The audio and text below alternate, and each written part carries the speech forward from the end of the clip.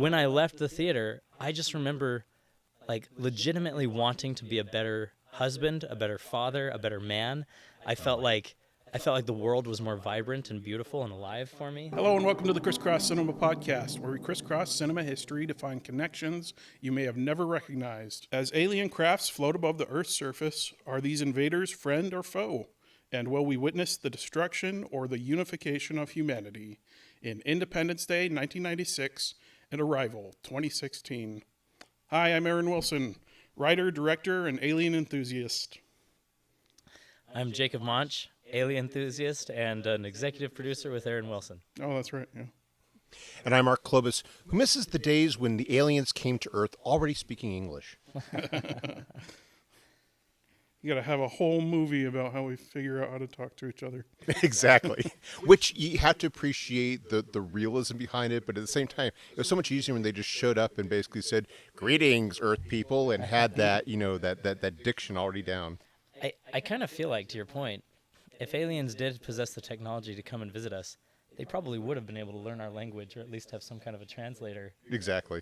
When they arrived. I mean, Arrival, it was implied that they've known about humanity and humans for a very long time. And of course, as we'll get to, and we should probably start with the spoiler comment now, part of the whole purpose was to not come here and demonstrate their command of English, but to get us to learn their language. That's true. So, because they knew that was the tool that humanity needed. Okay. Today, just as always, we'll review our two films, and then we go crisscross to compare and contrast. But first, Jacob, what have you been watching? I'm really excited to watch the new Planet of the Apes movie. I haven't done it yet, even though it's been out for a while. So I've been rewatching all of the old ones. And I just finished Dawn of the Planet of the Apes, which is a spectacular Yes, movie. it is. It's a spectacular I'm wearing movie. the shirt. And it's interesting because... stay with me on this. Yeah. I loathe the movie Avatar. Yeah. Blue People. I cannot stand that movie.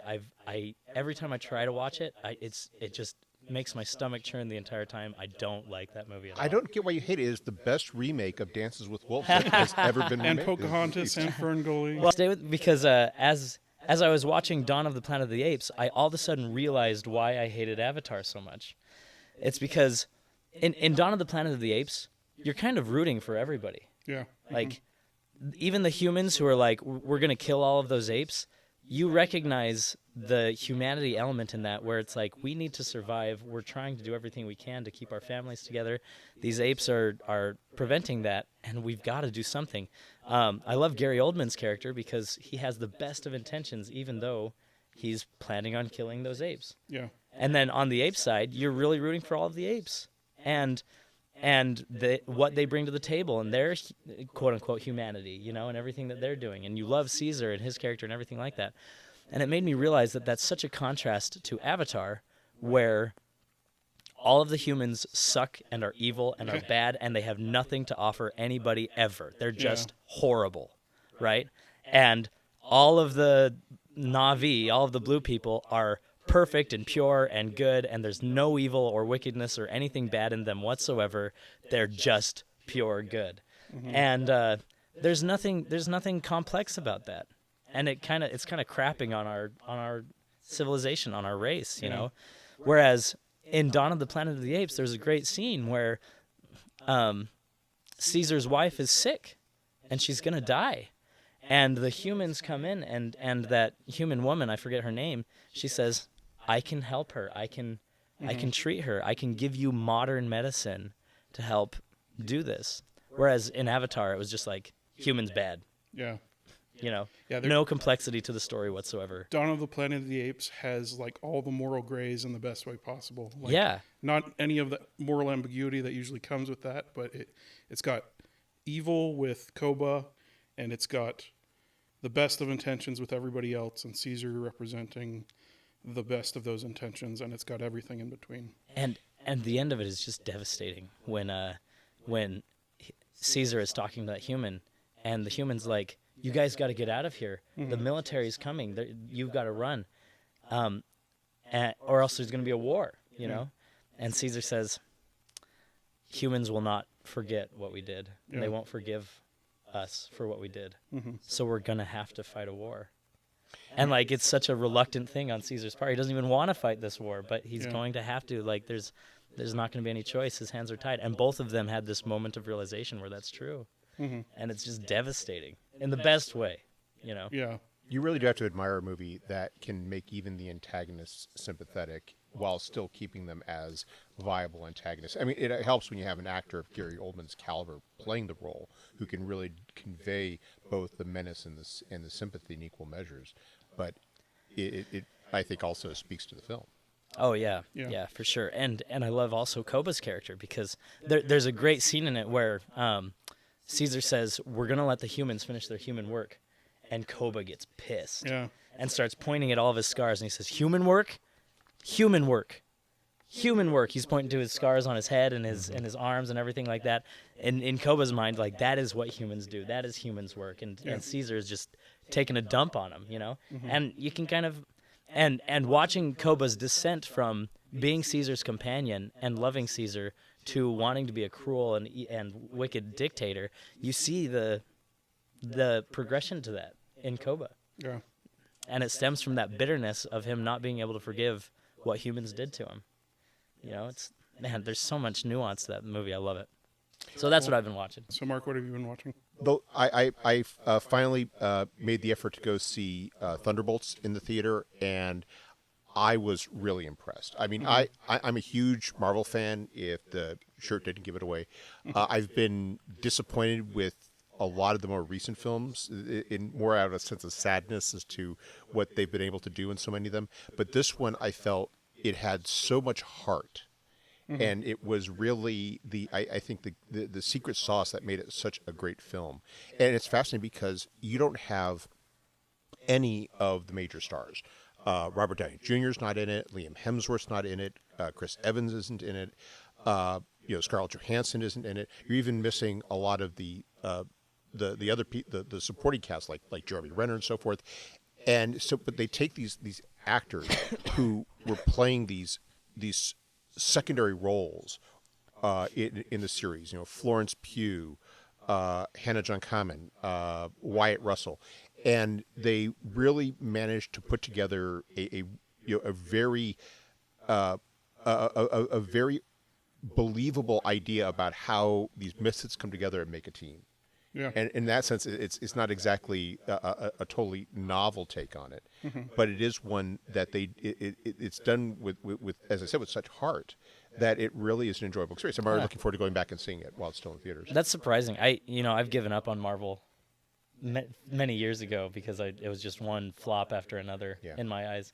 I'll have to check it out. I wasn't going to give Thunderbolts even a second glance. It's definitely worth it. I mean, I think it's because so many of them have become part of this machine of producing. Right. We got to get to the next one. It's more about hitting these. We got to make sure we do X, Y, and Z to get to the next movie. This one, they're in a sense they've already foreshadowed it. Some of the earlier movies, what they were going to do. And in that sense, they have the benefit of being able to coalesce it all in this one. But it's also that they have actors for whom they don't have the baggage of the character creation. They're more invested in what they're doing because they're actually developing these characters, not playing them for the fifth movie. And I think that's a factor as well. But it also helps the fact, and these are actors you haven't really seen playing off each other.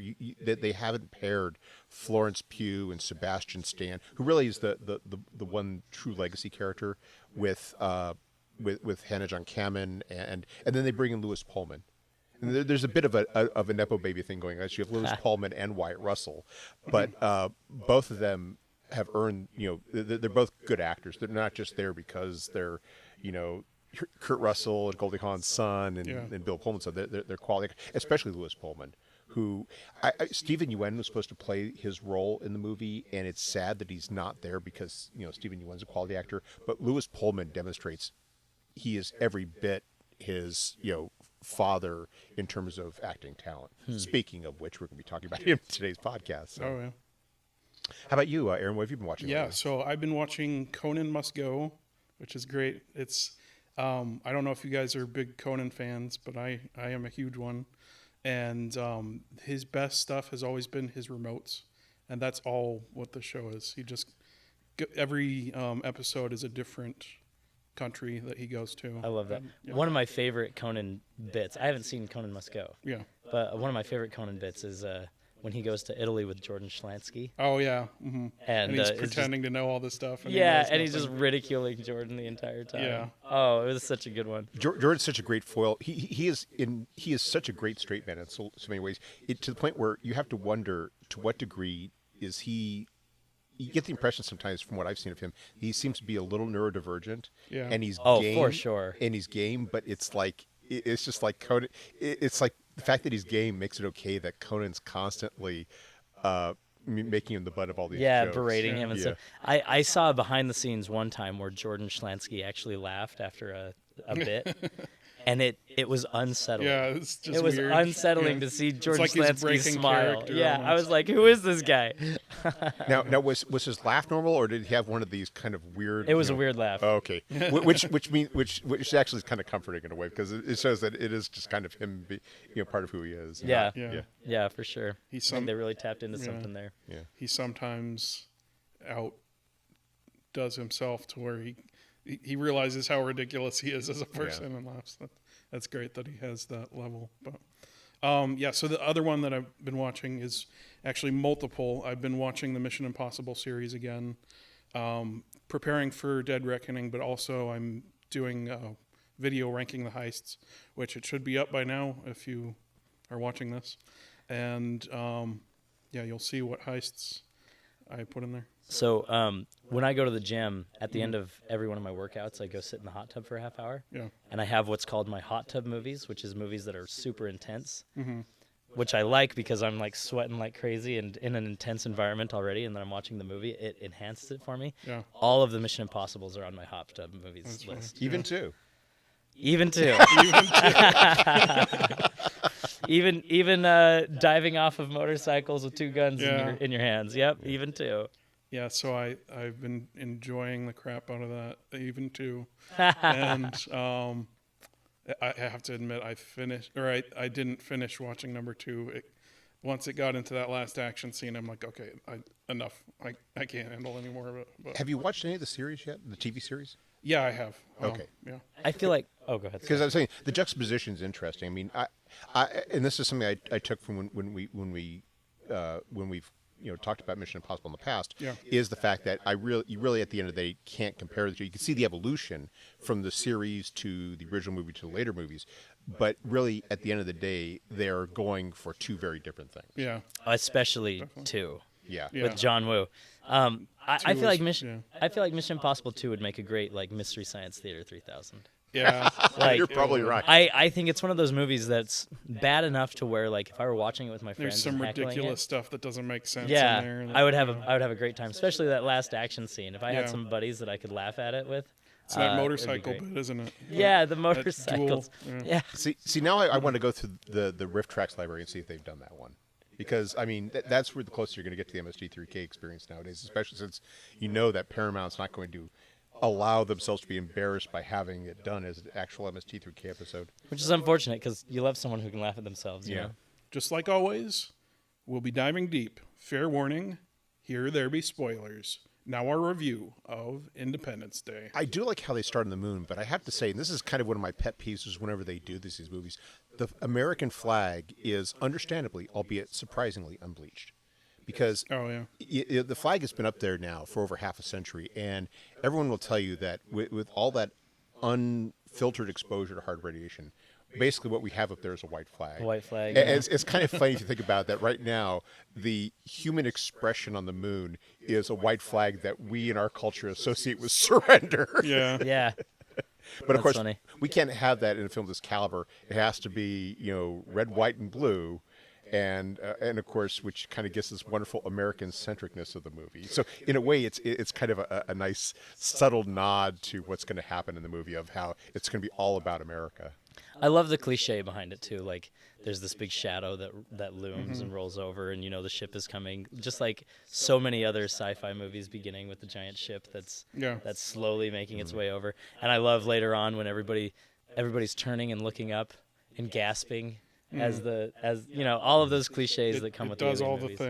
things. It does all the things. Yeah. And it also references a lot of movies that I'm going to be pointing out. So Oh, it's yes. not But that originality or that lack of originality is pointed out pretty clearly. And let's be honest. It's one of the things that makes watching this film enjoyable, because the one word I would never ever associate with this movie is subtlety. Yeah.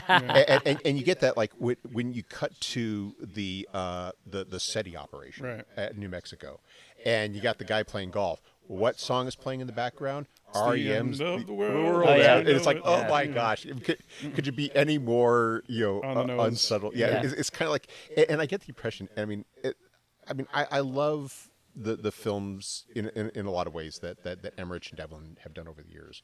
I mean, Stargate's amazing. I think Day After Tomorrow has a certain charm for me, even as silly as it is. But it's just that they just kind of have to clobber you over the head. And in things like that, it's kind of tolerable. But when it comes to the characters themselves, it's one of my biggest pet peeves about this movie is that I feel like throughout the movie, we're not dealing with actual characters, we're dealing with stereotypes. Oh yeah. Yeah, for sure. 100%. Every character is a stereotype. Everyone. Yeah, you get that scene where you have Judd Hirsch and Jeff Goldblum and Harvey Fierstein, and they're together in that one scene. It's all three of them, and they're all trying to out stereotype each other. Yeah. And it's just like I love Judd Hirsch's character, probably just because I yes. love Yiddish and all that. But he says schmuck quite a lot. Or what bugs me about it is that Judd Hirsch and Jeff Goldblum especially are just such fine actors. And it gets to how, and this is true for like 90% of the actors in this movie, is that they are so better than this material. They could bring so much to this movie, and yet it's like, nope, just go ahead and play the shtick. That's what we're looking for, and it works for what they're trying to do, but it kind of makes it frustrating.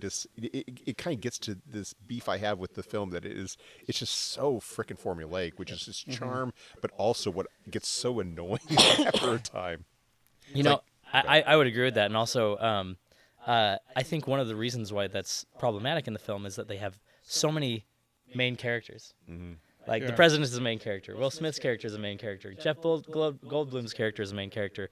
The drunk prop Randy player, Quaid. Randy Yeah. Quaid. Yeah, Randy Quaid is the main character. and everybody's got an arc. Yeah, And they're every all- one of them has an arc. Every one of them has to have their moment. Yeah. You know, and that's kind of how I felt about Rogue One as well. I love Rogue One. Don't get me wrong. I thought it was a decent film, but like, they made an arc for every single character, and it made all of them martyrs and all of them die in a heroic way.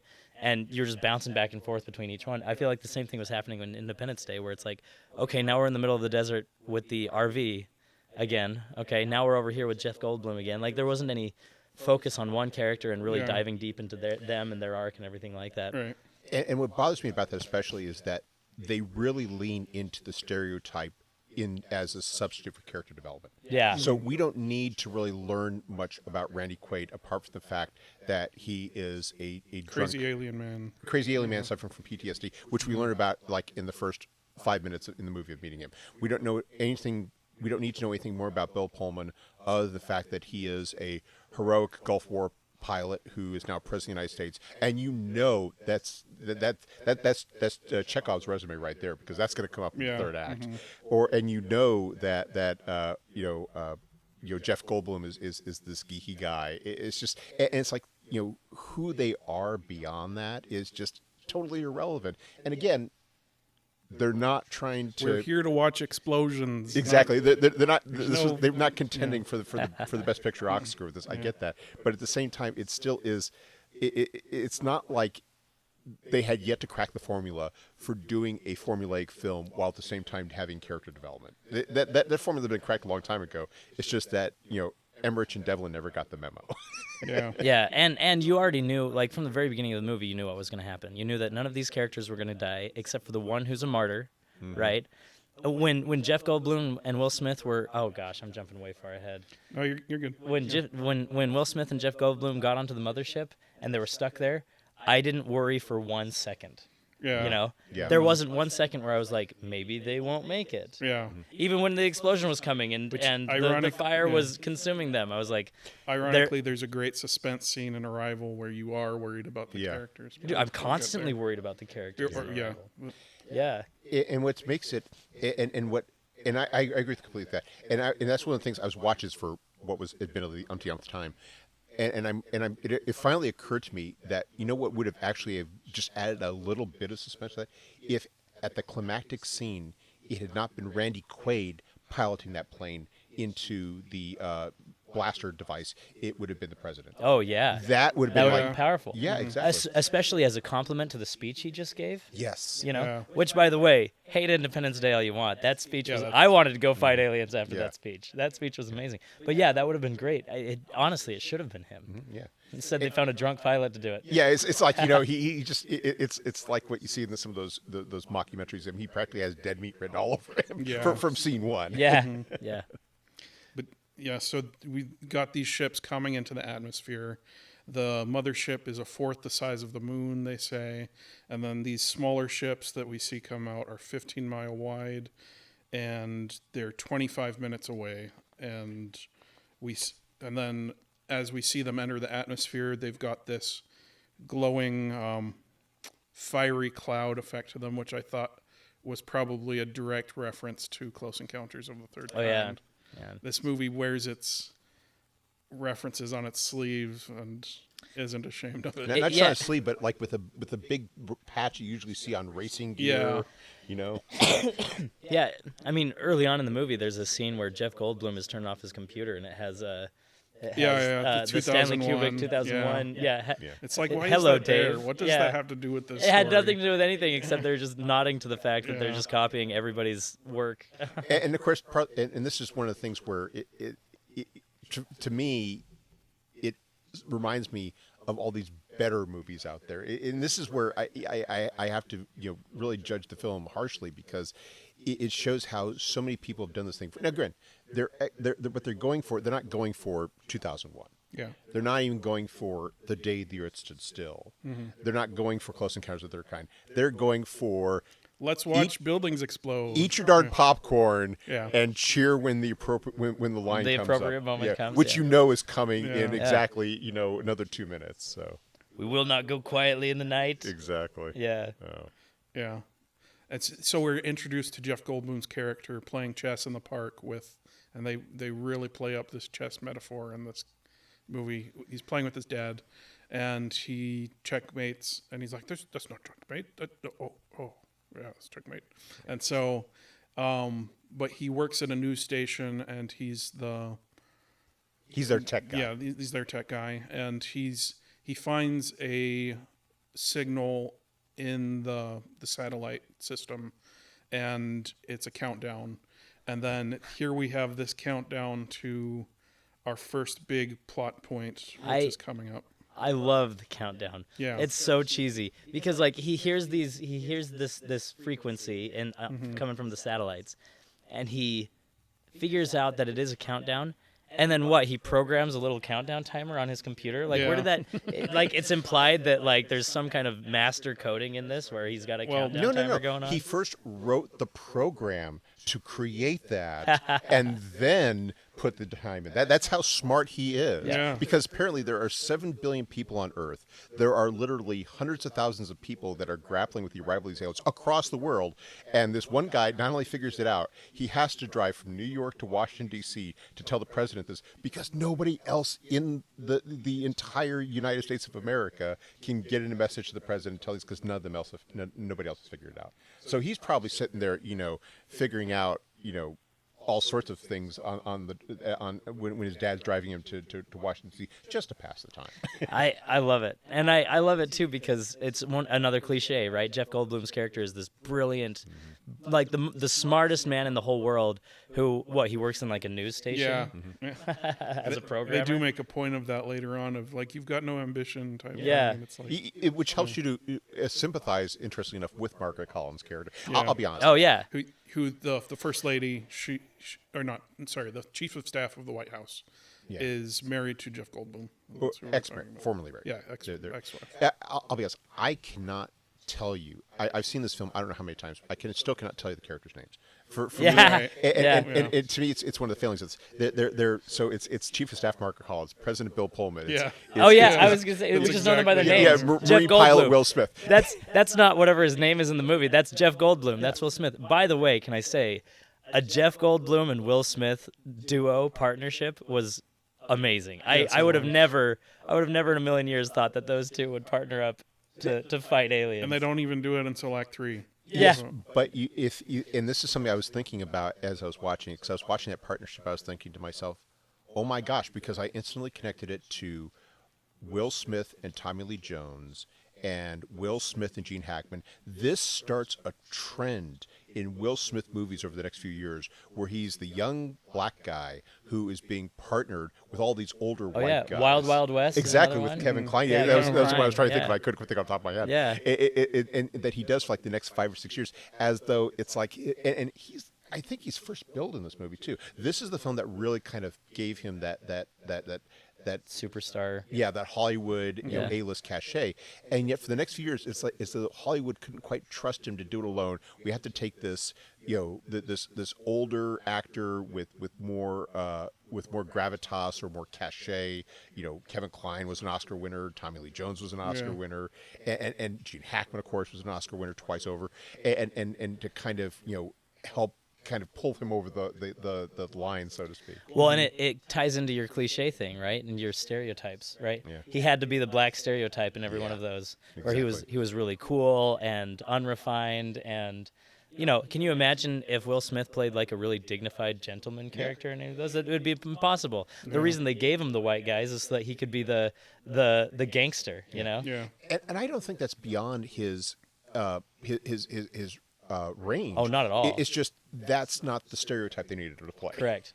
And the thing is, the thing is, To be fair, that's what he was going off of in his career, like Prince of Bel-Air. Oh, yeah. Like, that's the kind of roles he was going for. but he had already done 6 Degrees of Separation.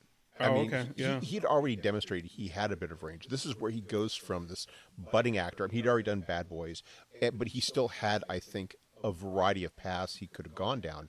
Then he does this, and then he's doing this for so long that occasionally he's trying to break out. He does Ali, he does other films. He finally gets to doing King Richard, which gets him the Oscar, albeit the slap Oscar. Yes, the slap Oscar, exactly. Which he managed to both. Wait, he got an Oscar at that ceremony? Yeah, Yes, he that- slapped oh my Chris Rock, goodness. and then later on he got an Oscar for Yeah. King Richard. Was he holding the Oscar when he slapped No, him? No. because he slapped it like earlier on. and then But he does- talked about the slap in his acceptance speech. Oh my goodness, I didn't even realize Yeah, that. it was weird. He both peaks and torpedoes his career in one Yeah. night, which to me is going to become part of Hollywood lore till the end of humanity. We've got 3 spaceships over America. We've got DC, LA, and New York. New York. There's actually one point I want to make, and this is Yeah. where you get a, sort of almost like a subtle commentary, and this actually they call back at the end of the movie is. On the TV screen, one of the chyrons says "Southern Hemisphere unaffected," because if you notice on the first one, they're all Northern Hemisphere cities that are being attacked, and it's interesting because you get to the end of the movie and they're doing the montage of all the crashed ships, and by that point they'd reached the Southern Hemisphere. So there's like one in Sydney, there's one in Africa because apparently Africa doesn't have a city that we can note, so we're just going to go ahead and put it in Africa. Yeah, put it in some rural African place. And it's something they actually, in a way, make a nod to in that atrocious sequel, but they really don't make as much of as they might have. There's a sequel? Yeah. Oh my gosh! It came and went in the night. Oh, man. Yes. I know what I'm watching next. We can do, or there can be a Riff Tracks episode for that one. Yeah, I got to have some buddies to watch it with. They're for undoubtedly. Sure. Oh yeah, it's definitely one of those movies where the lower your expectations, the more you're going to. We could maybe enjoy. compare that and Matrix 4. Oh, man. I'm glad I'm not going to be here for that podcast. That would be painful. Yeah. So. Anyway, but so the Jeff Goldblum is trying to convince the president that this countdown is happening. Yes. And by the time we get there, it's about 9 minutes. And there's a funny line that his dad says on the way to driving there. You think we're going to get to D.C. and it's not going to be there? And then Jeff Goldblum just gives this look like, yeah, probably. Yeah. And then If you don't floor it, Dad, I Yeah. mean, you're going 35 at a 55. I mean, that could be the end of the world as we know it. And so then they barely get away, and we get our first popcorn scene of the movie. We see the Empire State Building get destroyed. The whatever that is. It I think Capitol it's like Records Century. or Century. Yeah. It was like Century no, City yeah, Plaza. Or yeah, something you're like right. that. In L.A. get destroyed, and then the White House. Yeah. I actually want to go back because Yeah. you get the scene where he's trying to convince people, and he manages to convince President Bill Pullman, but that's while they're trying to do this effort to communicate with the aliens, which is hilarious, especially when you compare it to Arrival, which is we're going to set up a helicopter. It's got all these flashing lights. Yeah. Yeah. Let's say hello, welcome wagon. They call it the welcome wagon. I love it. And it gets to the kind of the tone deafness of it, because I'm thinking as I'm You watching could be this. cussing them out. Yeah, exactly. Or it could be saying, eat at Joe's. Or Yeah. something. Why are these humans advertising to us? I hate that restaurant. Man, yeah. The helicopter with the lights. That was so Yeah, crazy. so it's such a blink and you'll miss it scene, but I'm going to make a comparison between that and Arrival once we get there. Yeah. Great. And I love when the explosions start happening. Mm-hmm. I love when Will Smith's stripper girlfriend, Yeah. Vivica Fox. Vivica Fox, thank you. When she's running through the tunnle, Oh, God. and everybody's running Yeah. through the tunnel with her, and she manages to save herself, her son, and the dog While by the doors open. by going to a side room. The explosion is so big that cars are being thrown in Yeah. the air as it's going everywhere. But she They didn't she even close the serpentines to door. the right, and she survives unscathed. Not just it's the dog that gets me in that scene, because the dog is leaping in slow motion as the flames are coming. Yeah. It would have given him such a nice Vaporized tension. midair. Exactly. Yeah. But no, Poochie's got to make it in there, Yeah. and they don't even show the door slamming shut because of the draft or something like that. No, it's just apparently the flames. The flames can't go left. Exactly. They're not ambi-turners. Yeah. There's no oxygen in that room. They're fine. Yeah. Yeah. And Oh, good. That'll save them. Yeah, No that- oxygen. Yeah. And that gets us through July 2nd, because we should have mentioned this. It's almost like Each each day. act is preceded by a date, July Oh, 2nd. not just a date, but like one of the worst title dates I've ever seen in a movie. It's just this blocky silver Yeah. title that they pulled off of Word. You Oh, know? in the 1990s, that was the future. Ah. I mean, that was so futuristic looking. That's a custom font they made for this movie. No. Yeah, it is. They No. paid. They Yeah. paid somebody to make Yes. that font. Yes. Wow, that guy's got a cushy job. Well, you probably would, probably did the way that 98% of us do in life, which is that wait till last minute, it's like, oh my gosh, it's due. We just threw something together and sent it in, and because they didn't have time to, do an alternative, was, oh, stick with this. So. And then we have the first aerial dogfight in the movie, which Oh, is nothing of a scene. The world's Nothing dumbest happens. counterattack. And then, but we do get this dogfight through a canyon, which kind of tonally tone deaf. It plays this adventure music while it's. But anyway, He's like the last pilot Yeah. surviving, but this is Yeah, fun. And then he's giving a big old victory cheer when he blows up his own plane. right after and- his friend has died. Yeah. Also, that other alien spacecraft crashes on his way. He's like, "Yeah, take that. You suck." Like, dude, at best that was a stalemate between you and one of them when your entire Yeah. squad got completely obliterated. Which, to be fair, he's not entirely aware of at that point, but he's already seen his friend die. He's already seen quite a few other people blow up. So he knows at the very least that he has not taken out the last alien remaining. Right. And to put the capper on that, there's the setup earlier of the friend is like, we're going to smoke cigars when we're done with this. And Yeah. he smokes a cigar as he's punching the alien in the face. What was anybody surprised when his friend died? No. Like, No. they, once again, going back to the cliches, we knew from the very beginning when the two of them were talking. They don't play it up he's- for anything. he's a dead man. It's like, Yeah, he's dead man. Yeah. And the reference I was thinking of, going back to the dead meat thing, was Hot Shots, because in Hot Shots, John Cryer's character, his code name of, and if you don't know Hot Shots, it's a parody of Top Gun, and John Oh, yeah. Cryer plays this doomed pilot guy, and his code name is Dead Meat.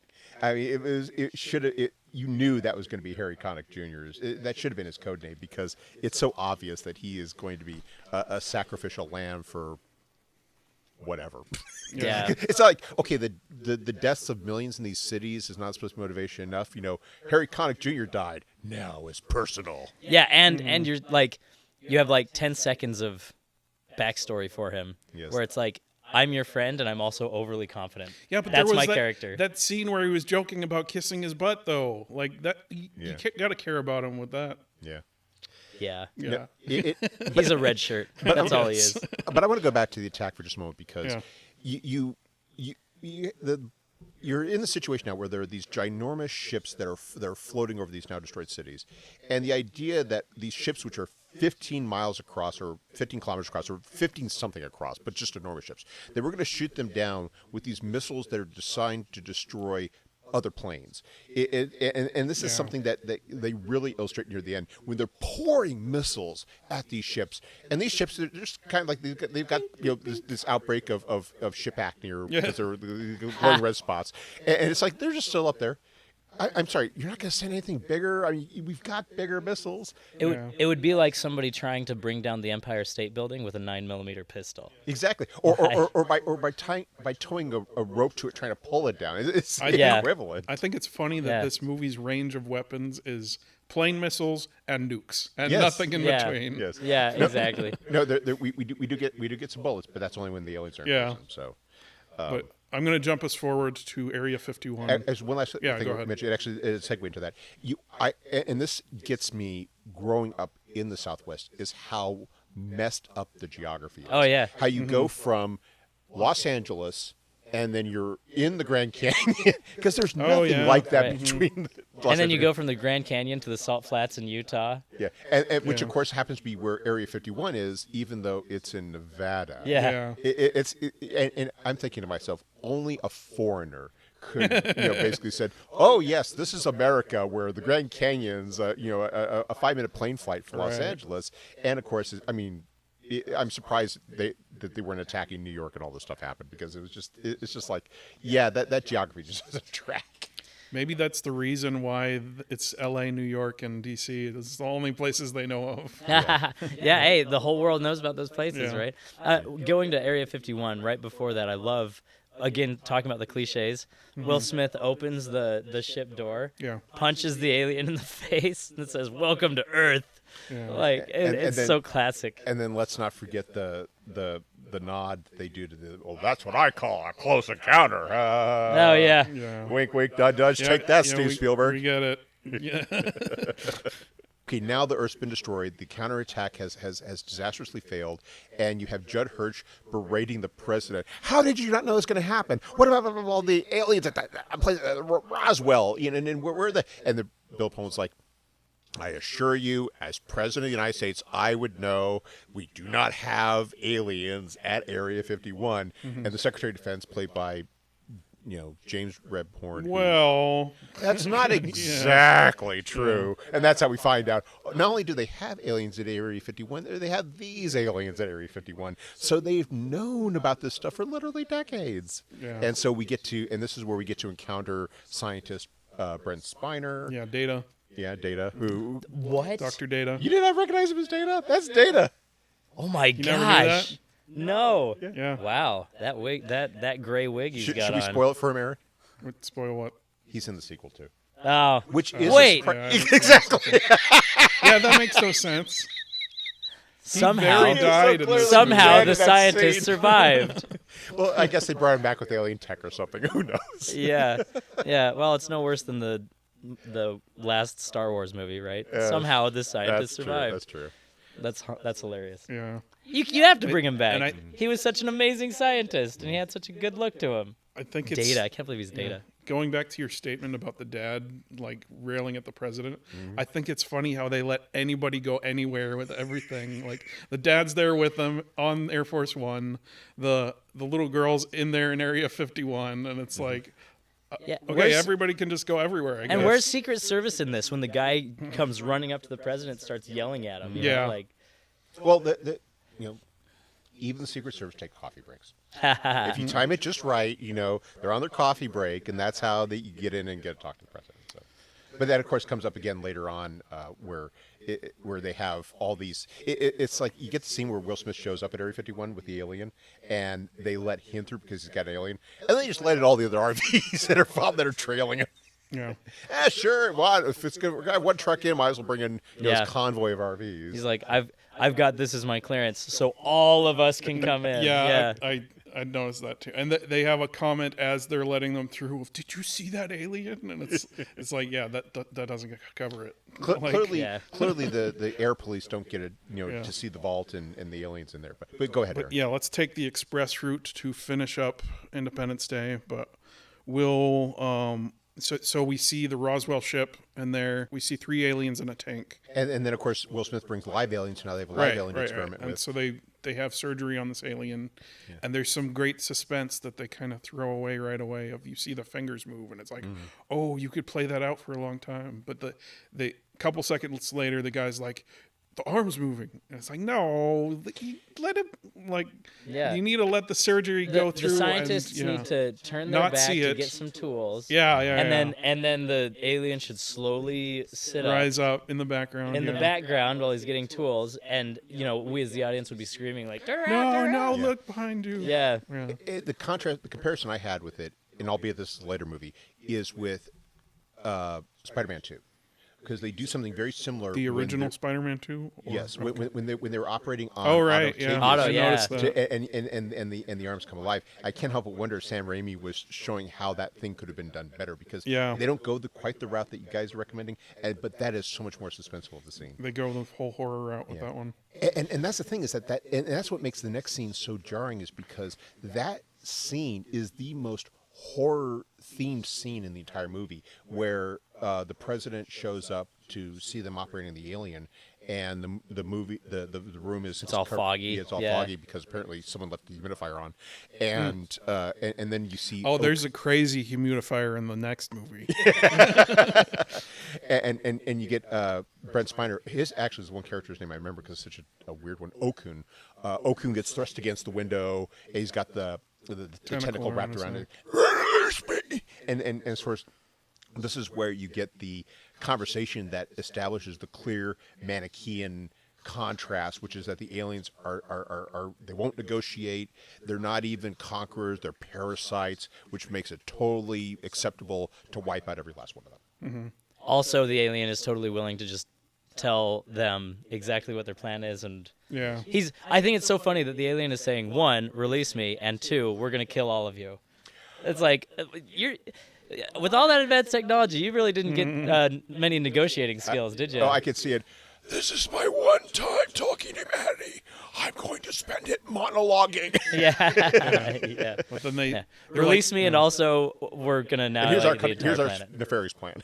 Yeah. And then they're like, "Is that glass bulletproof?" And they're like, "No." It's like, "Oh, okay." And then they all fire on blaze him. away at it. And then the alien sounds like dying cats. And this is where you do get what makes, I think, Emmerich and Devlin so successful as filmmakers, is they do get that visceral satisfaction of it. They know how to say that line about how it's kind of like the most efficient line. Is that glass bulletproof? They don't. Yeah. I don't even know if Adam Baldwin says no. They just pull out their guns and blaze away at it. I'm glad you mentioned Adam Baldwin. Adam Baldwin. Mm-hmm. For those who don't know, that's Jane from Firefly, and also Casey from Chuck. Yes. So. Oh yeah. I knew I recognized him. That's the thing. There's not really a lot of bad acting. They've got his type down at least. Yes. Yeah. And they're all good in the roles. It's just that they're asked to do nothing more than play the story. I could show some emotional. No. Like you're watching. You're only supposed to say emotion or have emotion when you say nuke 'em. Yeah. And which that happens right after this. Yeah. It's like when you have Mary McDowell, who is wasted as the first. I mean, you watch her in Battlestar Galactica, and she is brilliant in that role. And she's in this thing for like 3 scenes. She's like, we're going to go ahead and kill her off so that now the president really is emotionally motivated. Never mind the fact that we've already seen millions of Americans die. Her only job is to rally up the president. That's it. Exactly. From the very beginning too. Like all of their conversations are just endearing conversations between the two of them. There's never any conflict. No They're conflict. just totally and utterly in love with one another. And then she dies. Yeah. Now it's personal. Yeah. But of course, this is where you get the motivation. We're gonna nuke the aliens. Can I also mention they tried the nuke. It didn't work because there was a shield. And then they figured out how to get the shields down. Nuke it again. Yeah, and instead of just throwing nukes at them at that point, I mean, you already did it once. Yeah. It's not like there's something to be salvaged underneath that ship after you nuked them once. Yeah. Just throw another nuke at it. Which one missile takes it down. The end. We don't have to keep pouring all these missiles that just, give it this nice red glow, Yeah, but give don't it the actually. chicken pox. You know? Exactly. Yeah. Chickenpox. That's an even better example. So. Yeah. Especially because we're talking about viruses. Yeah. Oh, no. Segue. Oh, there we go. Yeah, July 4th. So this is our second act down point. The death of the wife, the nuke doesn't work, and then Well, you get yeah. Jeff Goldblum, who's Yeah. his plan to save the Earth is to trash it. So he's sitting there in the hangar with the captured alien spacecraft. He's just throwing stuff. I'm gonna trash the Earth. Maybe then the aliens will go away. And That was the only part of the movie I thought like there was actually some character being done, because throughout the movie he was so like Mr. conscious Green Guy. about the planet, Mr. Green Guy wanting to recycle everything, and you could see his descent because of the grief he was feeling. That was like the only part where I was like, "Hey, look at that! They're actually doing a doing character something with a moment." character." but we've got to reel that back in. God Yeah. forbid we Yeah. should deviate from the stereotype. Exactly, and 5 seconds later, he finds a solution. He's better. He's like, "I'm all I'm better. good My now. bad." Nothing happened. Yeah, Forget about that. Okay, but and Will Smith volunteers to pilot the alien spacecraft, but we got to team him with some older white guy. Robert Loggia is too old, plus he doesn't know what a computer is. So we're going to go ahead and team him up with Jeff Goldblum. which is a great team up. Yeah, even is- though it Jeff is Goldblum great. gets sick on planes, as we've already established. Yeah. But so then President Pullman, who his whole thing is he's been indecisive this whole time and young and inexperienced, and that was his whole thing. He fires his Secretary of Defense. Yeah. It's funny you mentioned because I didn't make that connection till just now, but you're absolutely right. Because even when after his wife has died, the aliens have told him that they're going to wipe out humanity, and they're preparing to nuke the one over Houston. He still there's like, okay, it's ready, and he's just sitting there. Even after all that, he's still indecisive. I hadn't really picked up on that theme of his character in his arc until just now. So word of the plan travels across the world. We see this montage of like what are the different places like Iraq, Russia. Great Britain. Yeah. I don't think it was distinguished where in Great Britain. I could be wrong. I don't recall Great Britain. I do remember there was the desert because and of course No, because in Great Britain there were those two guys that had a British accent that were talking. They're like, No, that was the in the- Yanks have a plan. No, or that was something the like desert because. Oh, was that they- in they- Iraq? Yeah, because you have they're sitting out there. They're talking about because they're talking about like that there's some in the Sinai and so forth, and then the Iraqi it was pilot. Israel. Oh yeah, the Iraqi pilot comes up. Because he has a The Iraqi guy flag. in Iron Man. He's an Iron Man. Yeah, when Tony Stark gets captured, he's like the guard. He's the guy who's making sure that he's building the rocket I didn't properly know and that. stuff. Oh, Yeah, that's so awesome. I was looking at it like, oh man, he had a turn for the worst after Independence Day. He's a terrorist. But on the other hand, the actor's having a good career, so good for him. Yeah. Steady career. But yeah, so it's the idea that thankfully the Americans are around to pull the world together because we're going to all perish if the United States doesn't pull the world's chest inside the fire. Heck yeah, America. Yeah. But with that note, heck yeah, America. You want to read the speech? Oh sure, I love this speech. This is my favorite part of the movie. This is the only thing in the movie that I was actually like really excited about. Yeah, me too. Is this speech. We are fighting for our right to live, to exist. And should we win the day, the 4th of July will no longer be known as an American holiday, but as the day the world declared in one voice, we will not go quietly into the night. We will not vanish without a fight. We're going to live on. We're going to survive. Today we celebrate our Independence Day. I have to say, Those were some amazing waveforms on this. I hope it wasn't too loud. I have to it's say, good. as motivational as it was, I think that I much prefer Tim Allen's pithy version. Never give up, never surrender. Yeah. Nice. Yeah. Supposedly that was a placeholder speech. Like they didn't even, and they got to really? the day that they were supposed to film it, and they're like, "Oh, we forgot to write it. We got Just nothing." like the title guy. And then Bill Pullman delivered it just like you did, and they're like, "Okay, we'll keep it." Yeah, that'll work. So Yeah. It's not exactly the March of the Rohirrim, but it's still a good speech. yeah, it's good. Well, I mean, I love the comparison of the Independence Day. Now it's not just an American holiday; it's a world's holiday. But, yeah. Yeah. Again, we're Americanizing the world. We're providing them leadership. We're generously extending our holiday to them so that they too can enjoy, hot dogs and fireworks. So, Heck yeah, man. which we get at the end of the movie. But Didn't I tell you we'd see fireworks? Yeah. They're Tone like deaf. Yeah. Tone oh man, I love deaf. it. I love it so much. There are millions of dead people. if Yes. not billions. Yeah, if not billions. Like so much of the population is dead. And he's there. Didn't I tell you you'd get Yeah. fireworks? I love it. You get the scene where Will Smith and Jeff Goldblum are taking off. It bugs me the fact that they go for this old stereotype where they're getting ready to fly off, and then you see outside there's Vivica Fox, who's now Mrs. Marine Pilot, and Margaret Collin, and they're just it's the old cliche of the woman watching them leave with going off to war with worried looks on their faces, but this is what they're fighting for is the home fires, even though the fires are basically cities that are in flames. But And I love that the reason Will Smith's character is flying this is because he's like the best pilot, right? And he starts and he goes backwards to begin with, and he looks, and the legend for the controls is an up, down, left, Yes. and right. Yeah. And it's turned upside down. well, he has to remember that because apparently he can't tell his left from his right. Never mind the fact that he was an aspiring astronaut at one point. So then we get the whole, they're going to fly up there. They're going to, and I'm not going to go into the virus thing because everyone has gone into that. But they, successfully. Will finally gets to be a shuttle pilot, which Yes, they he set up earlier. They could have done more setup for that. I mean, the only setup was a he had picture a of note the from shuttle. NASA and a picture Yeah. of it. Yeah, that's it. Yeah. Oh man, his lifelong dream. I know now. No need to linger on that any longer. Let's Yeah. go on to I Randy mean, it Quaid. only took wiping out half of humanity, but he's in space. And that's Yay! what counts. Yeah. Go, Will Smith. Anyway, so they deliver the let's go through this real quick. They deliver the virus, and they load it in there, and like you've got the.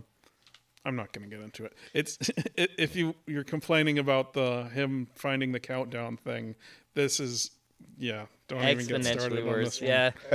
But we also do have to make a nod to the fact that at this point we still have plenty of planes around, but we've run out of pilots. So this is where drunken pilot Randy Quaid gets his moment because they're literally scraping the bottom of the barrel here to find pilots, and so they're sticking this guy who was last in a jet during the Vietnam War, and we're going to go ahead and put him in modern contraptions and send him up with everybody else who's ever flown a glider or whatever. Yeah. And they're all going to successfully pilot these FA-18s as they're being shot at by alien craft.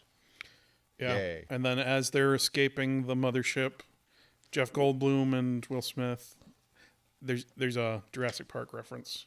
Oh, is there? Must go faster. Must go faster. Oh yeah. Yeah. Can I also say? Yeah. They had the capability to program a delay on that nuke, and they did 30 seconds. Oh my goodness. Like I mean, sure. There's probably some fear that the aliens will, one, find the nuke, and two, figure out how to disarm it before it goes off. Yeah.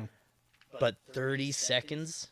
That's the lead time. Especially you're giving given that this one nuke, can single-handedly blow up a craft a quarter of the size of the moon.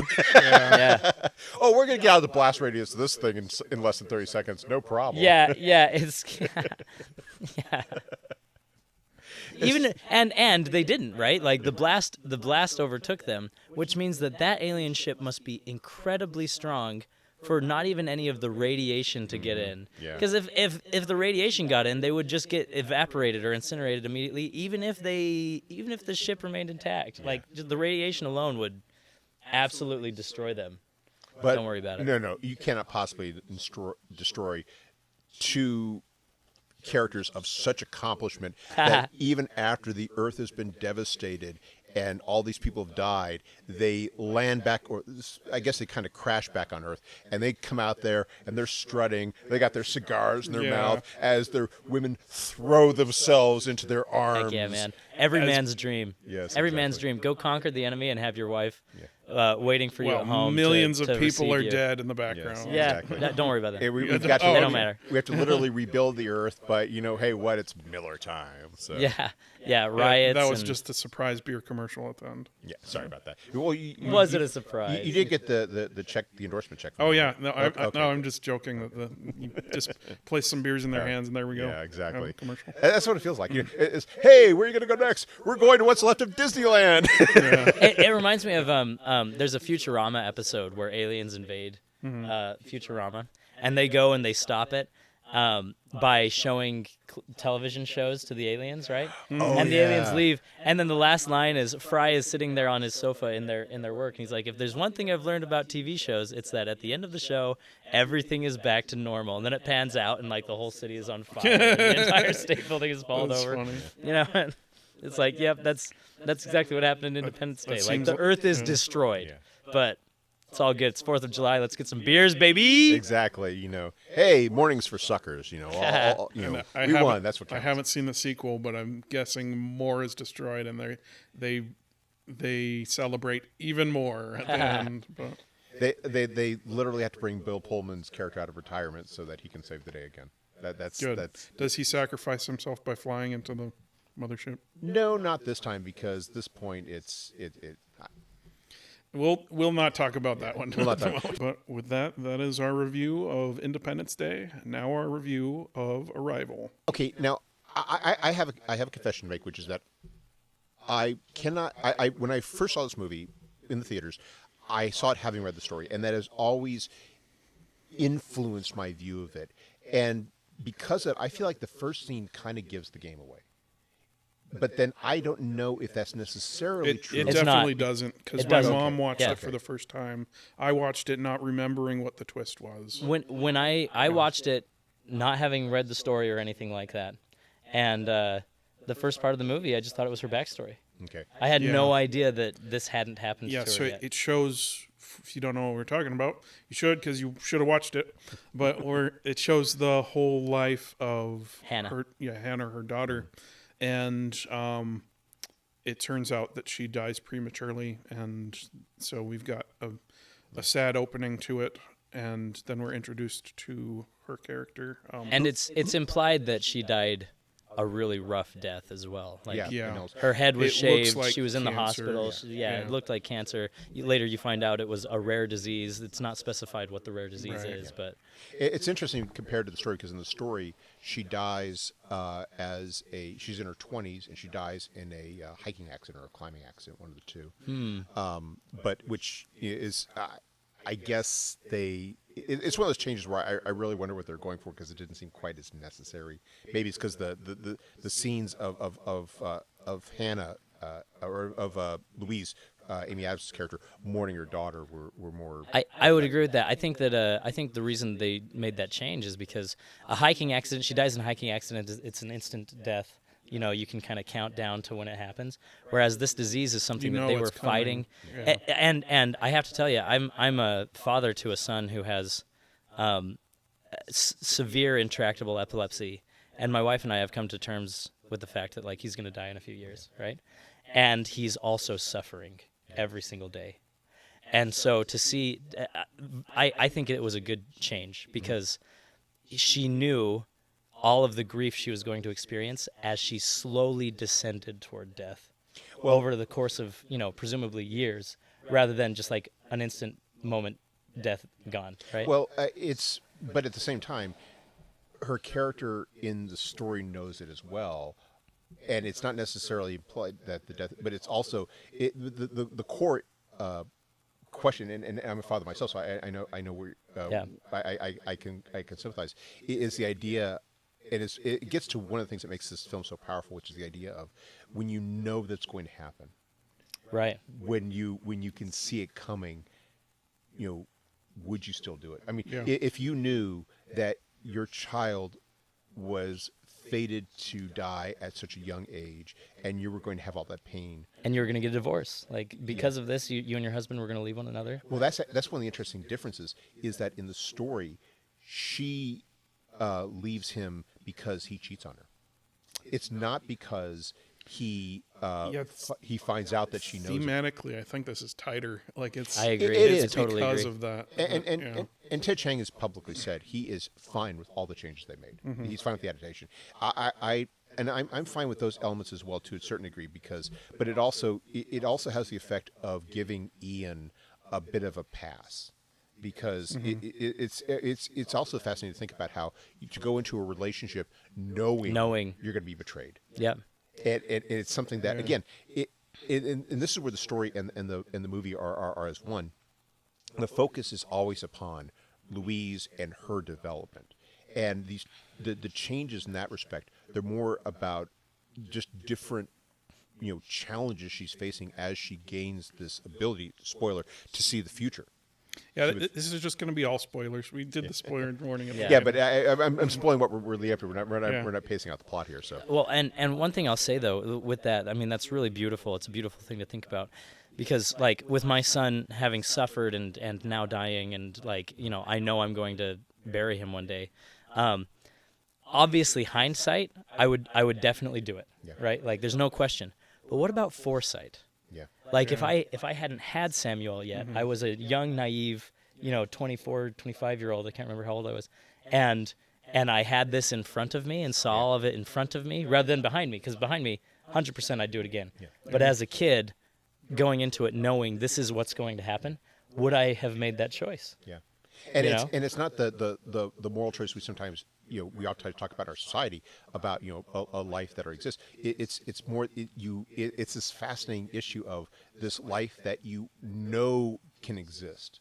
Yeah. But that's also we get into these fascinating questions of free will that this movie touches upon, but doesn't make central to the story. Right. It says I'm more, glad they skirt those, because it could get really complicated Oh yeah. really quick. Yeah. it's almost the element of this that begs for a sequel. You can't have the aliens coming back, but you can certainly have a movie or even a TV series a TV series would be even better, where you delve into the implications of what is introduced into humanity. That now, if you master this ability, and that's the idea, is that anybody can gain this. If once you master the heptapod's language, what that does for us as a species, where we can see our lives before us, Yeah. and how that and question, do we then change it? There are other stories they've gone into. Flash Forward, Robert Sawyer's Flash Forward, which they made into a TV series, gets into this as well. And in that one, all of humanity is they're like this global event where everybody passes out, and they experience this glimpse months into the future where they see where they're going to be at, like, say, 9 months or 10 months or something like that. And this idea about, well, do you defy that? Do you accept that? Do you end up leaning into it? You know what it reminds me of is the FX show Devs. Have you seen that? I've not seen that one. Oh, it's made by the same guy who did Annihilation. Oh, Alex Yeah. Garland? Uh-huh. Oh, wow. Devs is phenomenal, and it touches on that. It explores much more that side of things than Arrival does, because Arrival is more about the the humanitarian people coming together, working together. How do you deal with grief? Do you embrace every moment? Even though you know what the outcome is, all of that stuff. But Devs is all about like trying to define what free will is when you know what's going to happen in the future. Yeah. It's a spectacular. You got to see it. It's a I'm spectacular definitely going show. to seek that out. Yeah, Devs. Yeah, But- well, just real quick, I like the simplicity of this Yeah. story, how they handle the theme of it's not about all the complicated things that you'd run into having that kind of a mindset of perceiving all of time, but it's just about this one theme of if you knew beforehand, would you go into it? Yeah. So, And they hint at the answers to why she does it early on, because one of the things I didn't really appreciate till I rewatched it is the way they lean into her loneliness. Yeah. And you see that and it's done visually. It's you start with this house, which is impossibly nice for a college professor. Yeah. On a lake. Yeah, exactly. which you can say from experience. Yes, I can say from experience, and how I like how when they introduce the aliens, they have her going to class, and it's this big lecture hall, which normally is full because she's struck by how few students are there. There's like 5 people in the front row. And then you get the evacuation of the campus, and then she talks to her mother, and the next day she goes back, and the scene of her walking by herself into this empty university because everybody they're with their loved ones, and all she really has is herself. And it kind of helps to answer that question as to why she ultimately makes that choice, is because even as painful as it is, she also will eventually remember how much more rewarding it is. Yeah, it's kind of a commentary on the human experience a little bit, where like a physiological need is companionship, you know, and how ultimately she's willing to accept the bad with the good. Yeah. So then everybody turned to me. Okay. So then we get the colonel who comes to her office, and he tries to just get her to translate it off a recording. She's like, I'd have to be there in person. And he's like, I'm not giving you permission. And that scene bugs me. Arrival is my favorite movie of all time, but that scene bugs me because I feel like that military officer would have at least a little bit of awareness that there is no way you would ever be able to understand what these noises mean.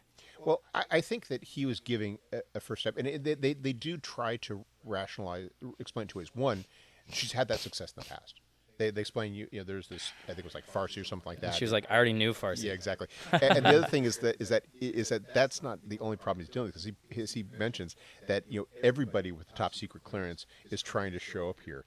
So he's in a sense he's the proverbial The gatekeeper. Yeah, the gatekeeper. He's sitting here trying to hold back what would. Because I'm sure among his mandates is, well, if these aliens have some sort of pathogen or something, we've got to keep people away from it. So you got to isolate this place. So the last thing we want to do is be bringing in more and more people. So, I think hers is probably not the first request to, let me see. And, oh, God, another one. No. We would, because, so that makes sense. It's like his knee-jerk reaction. But then she convinces him because, and I must confess that when I was rewatching it, it's the one line, I should turn on the subtitles for it, when she tells the colonel, played by Forrest Whitaker, who, for some unfathomable reason, is the only member of this amazing cast who has won an Oscar so far. You ask, you're going to go to this next person, aren't you? Yes. Well, why don't you ask him this question?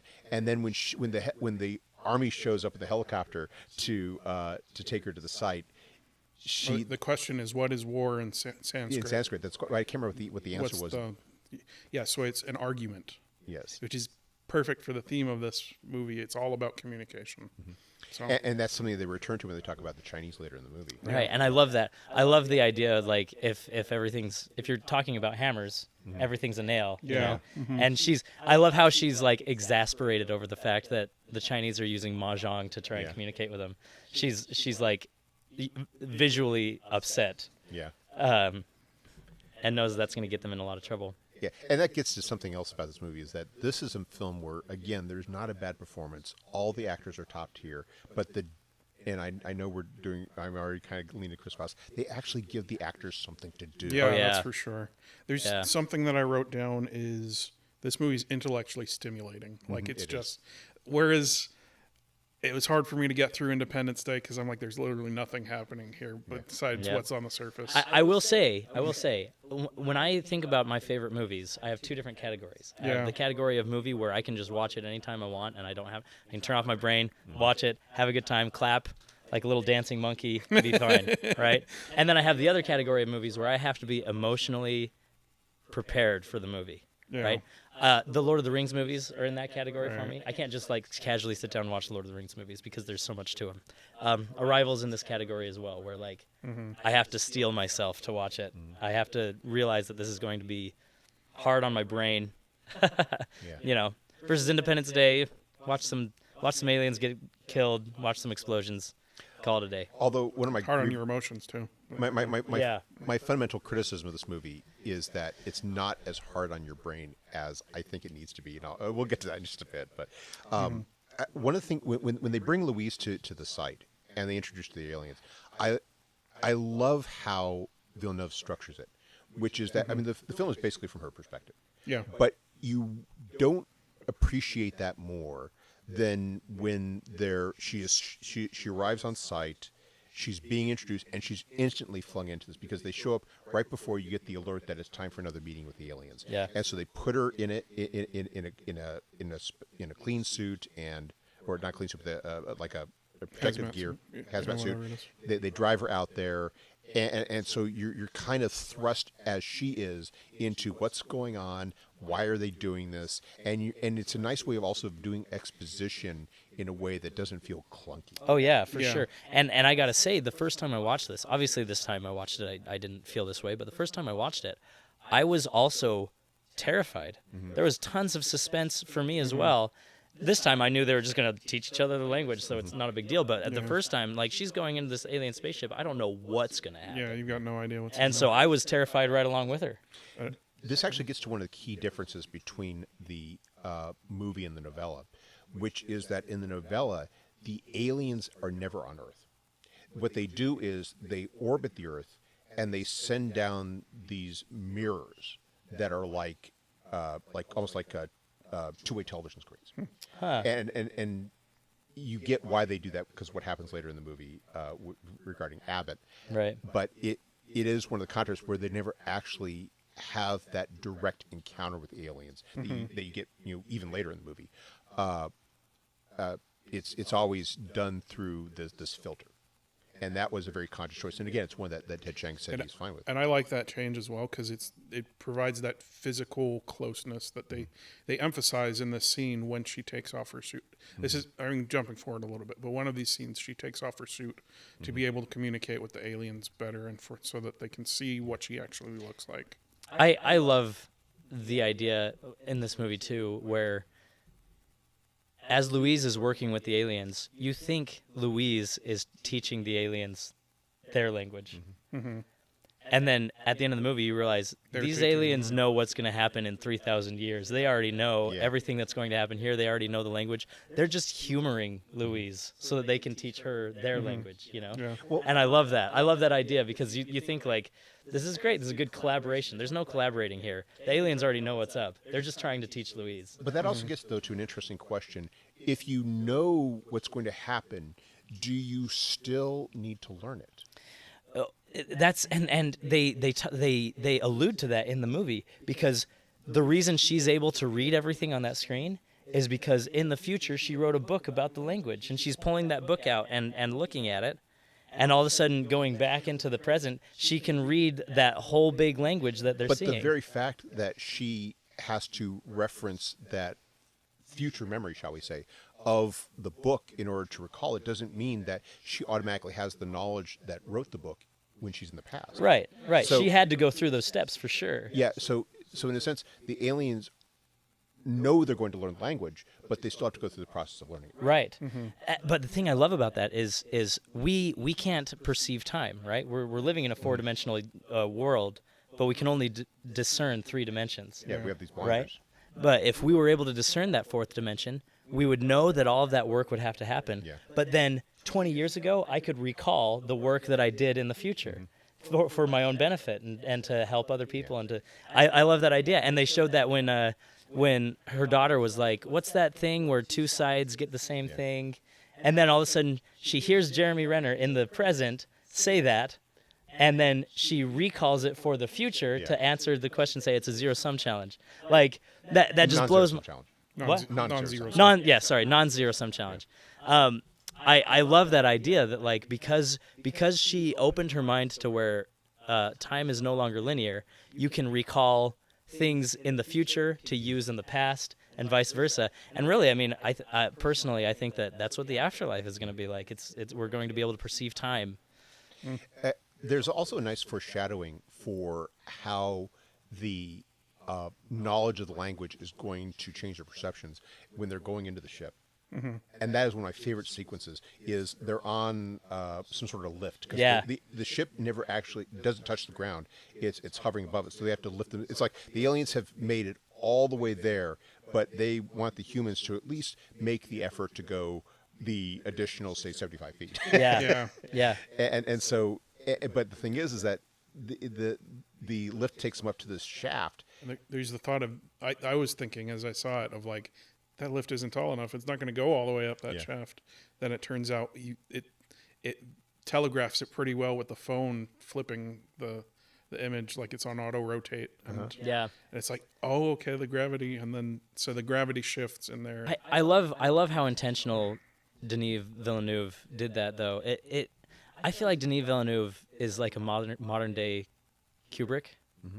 With just how like precise he is with every single scene. And that scene, I mean, Arrival is a really slow burn movie. It is. But he makes sure that like every scene has so much intention to it. He doesn't waste a moment. And that part right there is such a great way to show the relationship between the humans and the aliens, and like you said, the humans taking that step, that almost like a leap of faith to come and communicate with these aliens who are just patiently waiting. In a way, and the Kubrick analogy really is fascinating, because the film that this is closest to in so many ways is 2001. 2001, yeah, absolutely. Which Independence Day gave a nod to. Yeah. in a far clumsier and less refreshing ways. Yeah, and I would agree. And 2001 was all about us human beings evolving into something more and evolving into a greater interdimensional being, just like Arrival. Yeah, I agree. Which is at the essence of Ted Chiang's story. So in a sense, it's Villeneuve is connecting to Kubrick by way of Ted Chiang. I love that. Yeah. So the dramatic tension of this movie is they're trying to figure out the language of these aliens, and it gets more and more tense as they're going along. We see this Zoom chat room that they have with the entire world, and as we get to the midpoint, they are going offline, and they're just, communication is literally breaking down. I love how on the screen it's like this big red skull and crossbones that says disconnected on it. Yeah.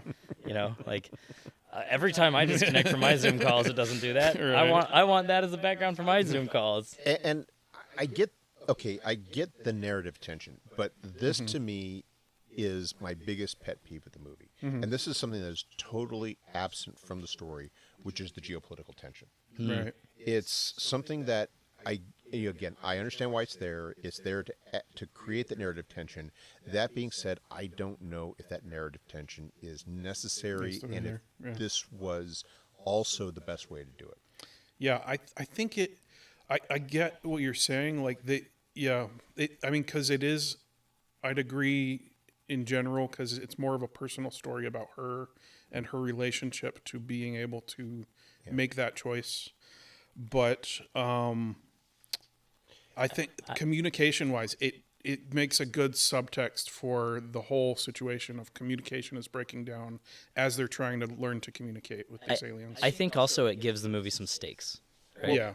Like if there weren't that, what would the stakes be if there weren't that conflict? Like she's just learning their language. That's it. I feel you could do that without having to do all the shots of the general and the Chinese Navy surrounding their craft and the idea that we're all going to go to war with the heptapods. It's as though we are having to constantly in these films make first contact something that terrifies us, and the contrast for me is with Close Encounters of the Third Kind, where even though you have that military element, there's never a sense of maybe they're here to entangle with us. Well, and I wonder if military leaders would have ever had a conversation which was like, look at what they came in.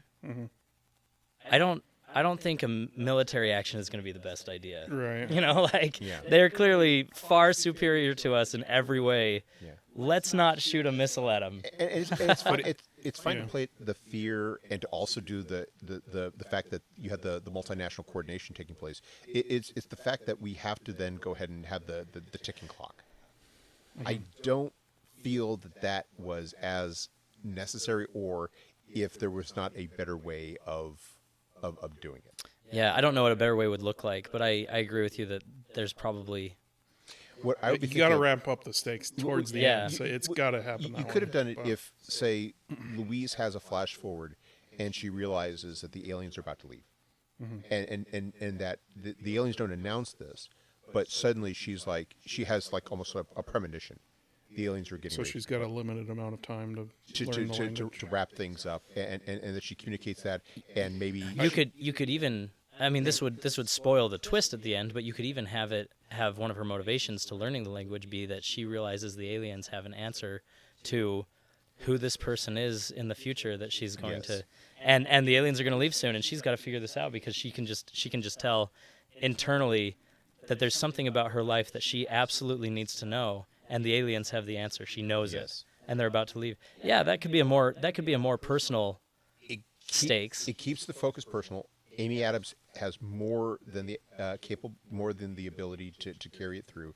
It also would remove the most unnecessary character in the entire movie, which is Michael Stuhlbarg's CIA agent, and it also I liked him. Oh, I like him, but he's just so unnecessary. Who is that again? Is that the guy that she's like, I'm not talking to him, or he's not even there to serve a purpose. He's there to make a satellite phone available at the end of the movie, so she can call General same Shang. guy. Yeah, okay. Yeah. It also removes what for me is the clunkiest scene in the entire movie, which is the scene at the UN. In the flash forward, it's like 18 months later. The dialogue is so stilted, so they can set up what happens. It's like, here we are, 18 months later, at the United Nations, and what you saved me is when you called me, and I don't have your number. Well, here is my number. Let me show it to you. And this is what you told me. Let me tell you. It's just so. I disagree for that one. Yeah. For me, it just feels so. It's like.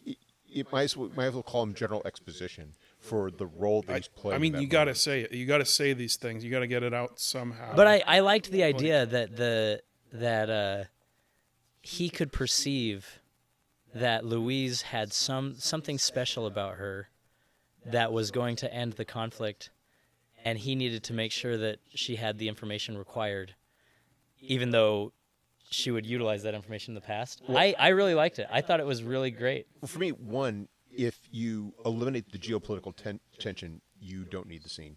With the way that we talked about. Two, you could have written it to where it sounds much more natural. I feel like that's true. How did you know that my wife said X? And here, let me give you my number.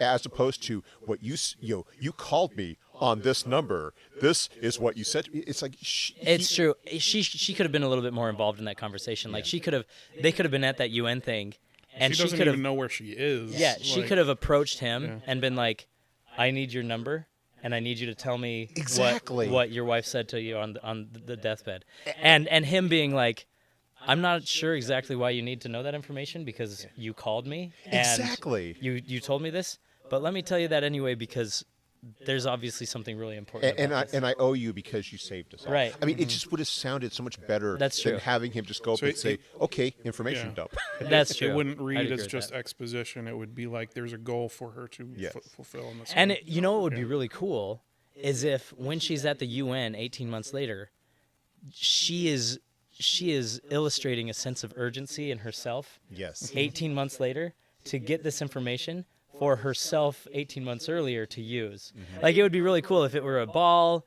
the aliens are gone, everybody's loves each other and singing Kumbaya, and she still has this sense of urgency. Yeah. Mm-hmm.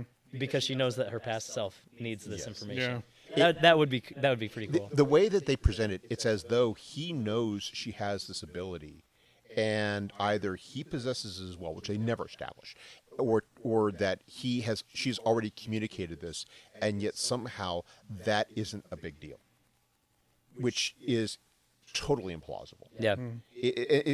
So it's for me, it's why I want the scene gone, but I concede that if it simply had been better done, it would not be so grating for me to have to see it again. And for me, it's especially jarring because it is so it contrasts so much with the smoothness of the rest of the movie. Right. How everything just unfolds much more naturally. You don't even feel like you're being exposited at all in Act 1. Like it's got that slow burn feeling, and exactly. Anyway, it's almost as though they're running out of time. Well, it's almost as though they shot the movie, and then someone's like, "Oh, we forgot to figure out how there's this plot hole. We got to fix it. Call Amy Adams. Call the guy who played General Shang back, and let's go ahead and shoot this one That's scene. true. There are lots of movies where the pacing is a little strange because at the end they're trying to jam tons of stuff. The Fugitive into it. does that.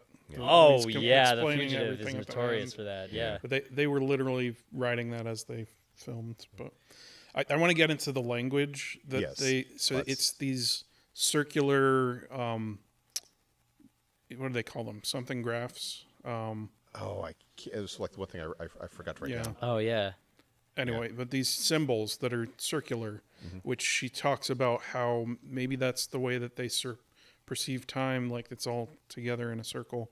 And I love when she goes up to the window and she's like, I can't do it with two hands, and so he helps with one hand while she does the other hand to create it. He's like holding her hand throughout this process and helping her. Okay, she's halfway there. Now she's gonna have to get to the point where she can do it with both hands. And it's also a metaphor for what the aliens are going for, which is the idea that humans have to come together to master this language, which is the great gift that they're giving them, even if humans are not yet aware of it. which about 2/3 away through the movie, she gets a message from them, which is a great upping of the stakes, where it says, Offer weapon. Offer weapon, yes. Yeah. And she's like, word weapon, we don't know if they understand it the way we do.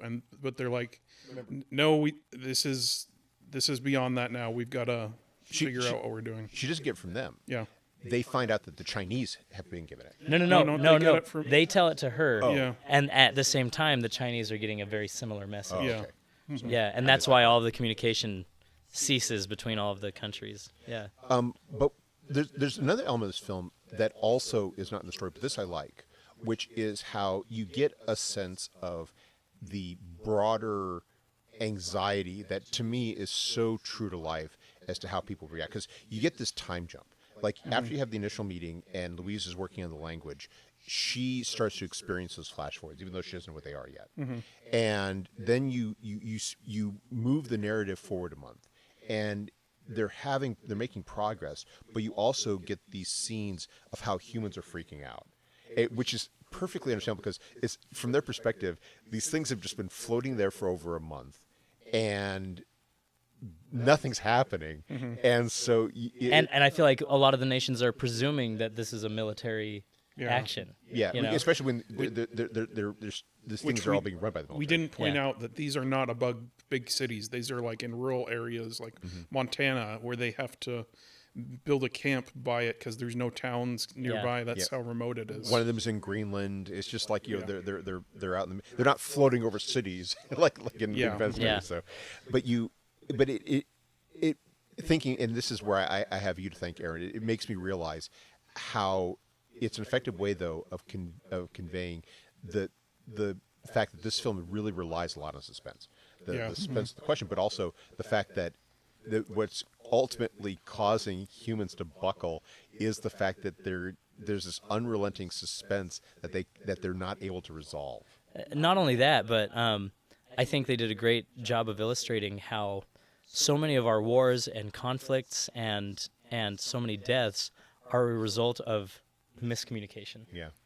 You know, and that's the whole point of the movie is like we need to learn how to effectively communicate with one another. And they have someone who will eventually achieve that, but she needs time, and she doesn't have yet the facility to reach into the future and pull the knowledge that she needs to do it. She's trying to build that facility right now, even though she's not aware of it. Regardless of that, like she is really skilled. In fact, Ian says, you're steering around communication traps I didn't even know existed.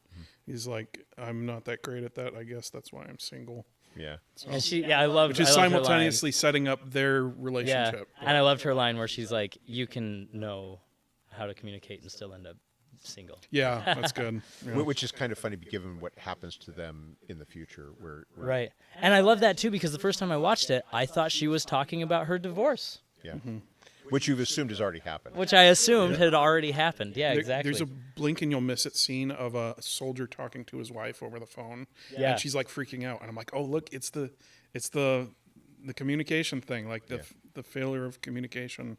And that's where you get with the commentary, because there's and it's interesting how it's there as part of the context that I just described, and yet it evolves into a plot point, which is that you have all these soldiers there, and these soldiers aren't cut off. So they're talking to their wives are freaking out. Yeah. They're also, we find in another Blink and You'll Miss It scene, they're listening to, media, and these people are like, they're freaking out, and so the soldiers are in effect being changed by this language to where they're thinking, you know what, it's not enough to follow orders, we're going to act on our own initiative. And that's where you get the bomb scene. Yeah. Okay. Great. So this is genuine Hitchcockian suspense right here, and I didn't realize who set the bomb, but I'm like, why is that bomb there? Why is there a bomb? And they have a timer right on the side, so you have that sense of like the clarity of the stakes. 5 minutes. They don't know. They're just communicating with the heptapods like usual. The stakes are raised because they're not supposed to be in there, but they don't know that bomb's there as they're slowly trying to figure this thing out. And we as the audience, we're yelling at the screen. Yeah, like, there's a bomb. Hurry up! Look, Hurry up! It's And a Amy Adams literal is bomb under the she's table. just taking her time, and I Yeah. love that Abbott and Costello are also not rushing, even though they do know that there's a bomb on there, Yeah, and they do know that's that how- Abbott's going to die. That's how suspense works. Good guy side, slow as heck. Bad guy side, as fast as you can possibly do without destroying the. Yeah. And to add an extra element to it, we don't know yet, at least in theory, that Abbott and Costello know that the two heptapods that they've been dealing with know that this is happening. Right. But so all of a sudden they get agitated, and we don't know why. Yeah. And I love how it happens where Louise and Ian are fixated on this breakthrough they're having. Because all of a sudden, instead of just getting one image or two, because this is the point where they're trying to decode what's the used weapon mean. Yeah. And all of a sudden, I think it's Abbott who throws up not one or two symbols, but like dozens. And it's like millions. Maybe. Yeah. Exactly. And they're trying to figure it out. And then all of a sudden, you hear on the ground the Gunfire. Yeah. And they're like, what's going on? And then Abbott, seconds on the clock for the bomb. Yeah. Abbott saves them by doing some sort of force push. Pushes up against the glass, blows them. Yeah, and he blows them into the chamber. The door seals as the bomb goes off, so they survive, albeit with concussions.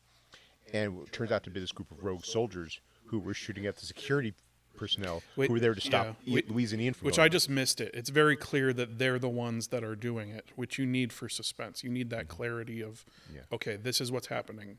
These soldiers are going rogue, and they set up a bomb in here. Right. If you don't know the bomb's there, no suspense. If you don't know the soldiers are there, you're like, okay, who did this, what? And you're thinking about that.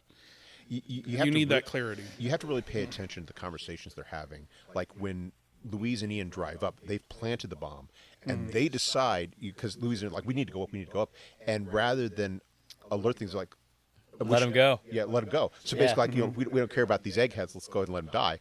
And when the security troops show up to pull Louise and Ian out, they're breaking out their M4s. They're saying, let's go ahead and shoot over their heads. And we don't see how that resolves itself, but it does. But again, what we have here, in a sense, is this fascinating, element of communication. These rogue soldiers who, because they've been infected by this panic from their spouses, from the media, they've decided they're going to take this action. They don't communicate this action. It's kind of like the secret they have amongst themselves, and to keep it, they're going to allow these two people to die along with these two aliens. Never mind the consequences. They think they're doing it for the greater good. Yeah. There's one news segment in there that it's kind of a podcaster guy.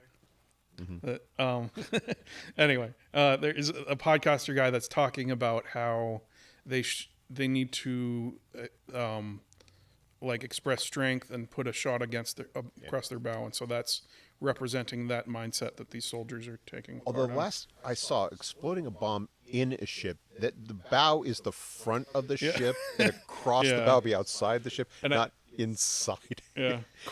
Once again, like those soldiers obviously didn't have a high IQ, because anybody who suggests you shoot at somebody who has exponentially better technology than you is a complete moron. Like, that drives me nuts so much that they actually listen to that guy, and not for a second were they like, these guys, not only can they build these massive ships, but they can control gravity.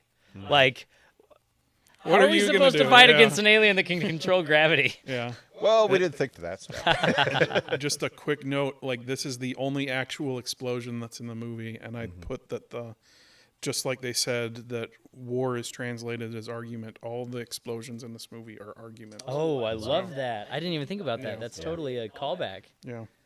Oh, So, but now we get the fact that because of the bomb's gone off, this has not only have the communications broken down between all the different camps that have been trying to meet with the aliens, but now the aliens apparently have broken off communication with the Americans, and Right. they've actually raised their ship up, which is a perfectly understandable precautionary measure considering they've just been attacked. right, Yeah.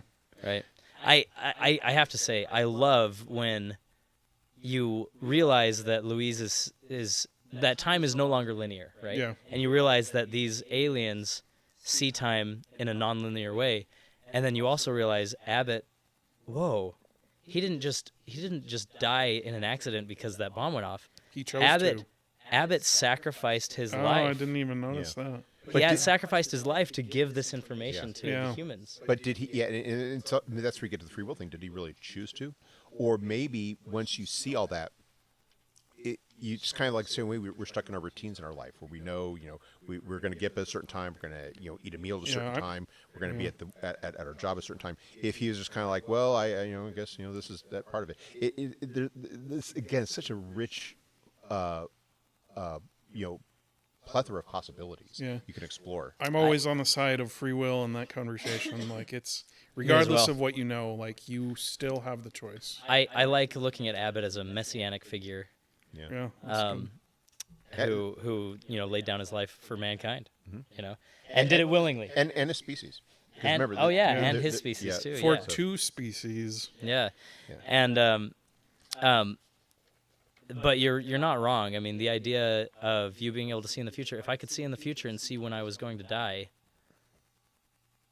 that it would cause so much grief, right? Like, especially if I didn't understand whether or not that could change. Exactly. I mean, the idea is if I tell you, like let's say, and this references another science fiction story, albeit nowhere near as famous, where you have the ability to tell someone the date of their death.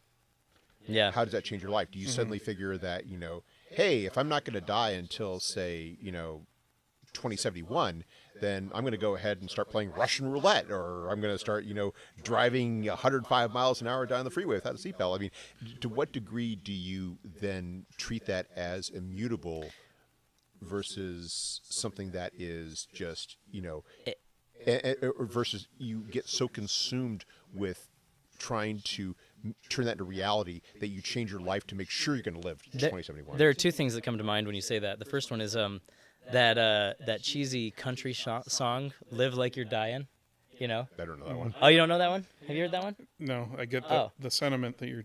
Yeah, so getting he it. in the song, the guy gets diagnosed with cancer. He's got like 6 months Oh, to okay. live, and because he knows he's gonna die in 6 months, he all of a sudden does all of the amazing things that he wanted to do in his life, and then he ends up surviving. He doesn't die of the cancer, and he writes this song that's like, "I hope one day you can live like you're dying," and it makes me think of in the flashbacks, quote unquote flashbacks that Louise has with Hannah. I love it because you can see that Louise she almost has this like desperate affection for Hannah, where she's just trying to cling She's on trying to to her. make every moment count. Yeah, make every single moment count. And like you said, like as a father, that is so touching. Because how many times do I not make every moment count with my kids, And the thing is, and I think about, I contrast the relationship you described with your son with the relationship I had with my son, which is that it's when you're, for me, I mean, I've felt that so often, but at the same time, because it's such a constancy, and it was there were times where I did take it for granted. Yeah. And we all do. And it's in part because you have this assumption, there's going to be tomorrow and the day after tomorrow and the month and next month and next year and so forth, and it's difficult to perceive how it's slipping. And she has that perception of not just the finiteness of it, but the tragedy, which is every parent's worst nightmare of outliving their kids. And the way she when she's narrating Hannah and says, I embrace it. Yeah. I It's- become a wreck every time Yeah. when she says that line. I embrace it. It's almost a gift in a way that like she knows that she's like the way that you said that she's making the most of every moment. Like she knows that she has to do that. And it's like you were saying of like when you just have month after month, year after year, you don't make the most of that. Yeah. It reminds me of when Steve Jobs once said that knowing you're going to die is one of the greatest gifts you can have. Yeah. And I've experienced that because like I don't know when my son is going to die, but I do know that he's going to die, and I am almost 100% certain, barring some freak accident, that my wife and I are going to outlive him significantly, right? And there have been so many times where when I hug my son, there's like this desperation in it. Yeah. You know, like I'm so full of joy and happiness that I have my son right now, but there's this underlying grief while I'm holding him also, you know. Yeah. And I loved the way they depicted that between Louise and Hannah. Yeah. Where when she's a baby, when Hannah's a little tiny baby, Louise is just like desperately holding on to That's her. what I was thinking about. Like right when she gets her right from the beginning, she's got that attitude. I don't have as literal a parallel to that, but I do have both my mom and my dad and my sister Becca all have health issues, and they're juggling different things, and like my sister, there's like 3 different things that any one of them could, like, if Yeah. they go wrong, she You know could the be clock's gone. ticking. Yeah. Yeah. And when I found out about that, like, I actually had a friend tell my mom that, you know, it might not be, like, before even any of this stuff happened, I don't know how she figured that out, but she had, like, a feeling that Becca might not be with us for a while, and so both me and my mom were dealing with that back then, and it is interesting, like that perspective of knowing they might not be there tomorrow or whenever makes you cherish the relationship even more. It's almost a blessing. Yeah. You know, because I would take my son for granted. And really, it's the kind of thing that we all can be aware of. Mm-hmm. But I cannot. Going back to a point you were saying earlier about how you cannot possibly, know that going into it. I mean, you might develop that awareness later on because of something Right. like your son's health issues, or maybe there's like an accident or even a close escape. But to go into even the relationship that leads to the daughter, knowing Right. how, because she knows 2 things. She knows her daughter's going to die. She knows her husband's going to leave her. And in the end, she, makes that choice with all Yeah, that. she still Yeah. embraces it, Yeah, embraces every moment. And that, And- yeah, go ahead, and then I've got something. I was going to say, and like, it's interesting to think about. I know this is getting into a little bit more religious aspect, so I'll make it brief. But the only person who had that was Jesus, and so it turns Louise also into a messianic character, right? Where she has the foresight and is still willing to endure that suffering. And then she writes a Bible. Oh, Ah! Changes humanity. yeah, Yeah. yeah. yeah. Well, The holy Look book at of that. the heptapods. it really is a holy book. You know, it's a book that transcends It our changes your current state. mindset and Yeah. makes you have a higher view. Yeah. Yeah. How about that? So this does what I love about great sci-fi is Fringe is a perfect example of this. Like there's an episode of Fringe where if you don't know the story of Fringe, it's Walter Bishop basically went over to another universe to save a son that's on the other side after his own son has died in an alternate universe. And in so doing, he got to the other side, and the only way to save him was to bring him back to his side. And when he got over, his wife didn't let him go back. And same thing, he made that choice of not to go back. So that's the subtext of he he learned how to cross over to another universe, and there's the sci-fi trope to it, but it's used to explore relationships and a deeper thing. And there's sorry, big long spiel.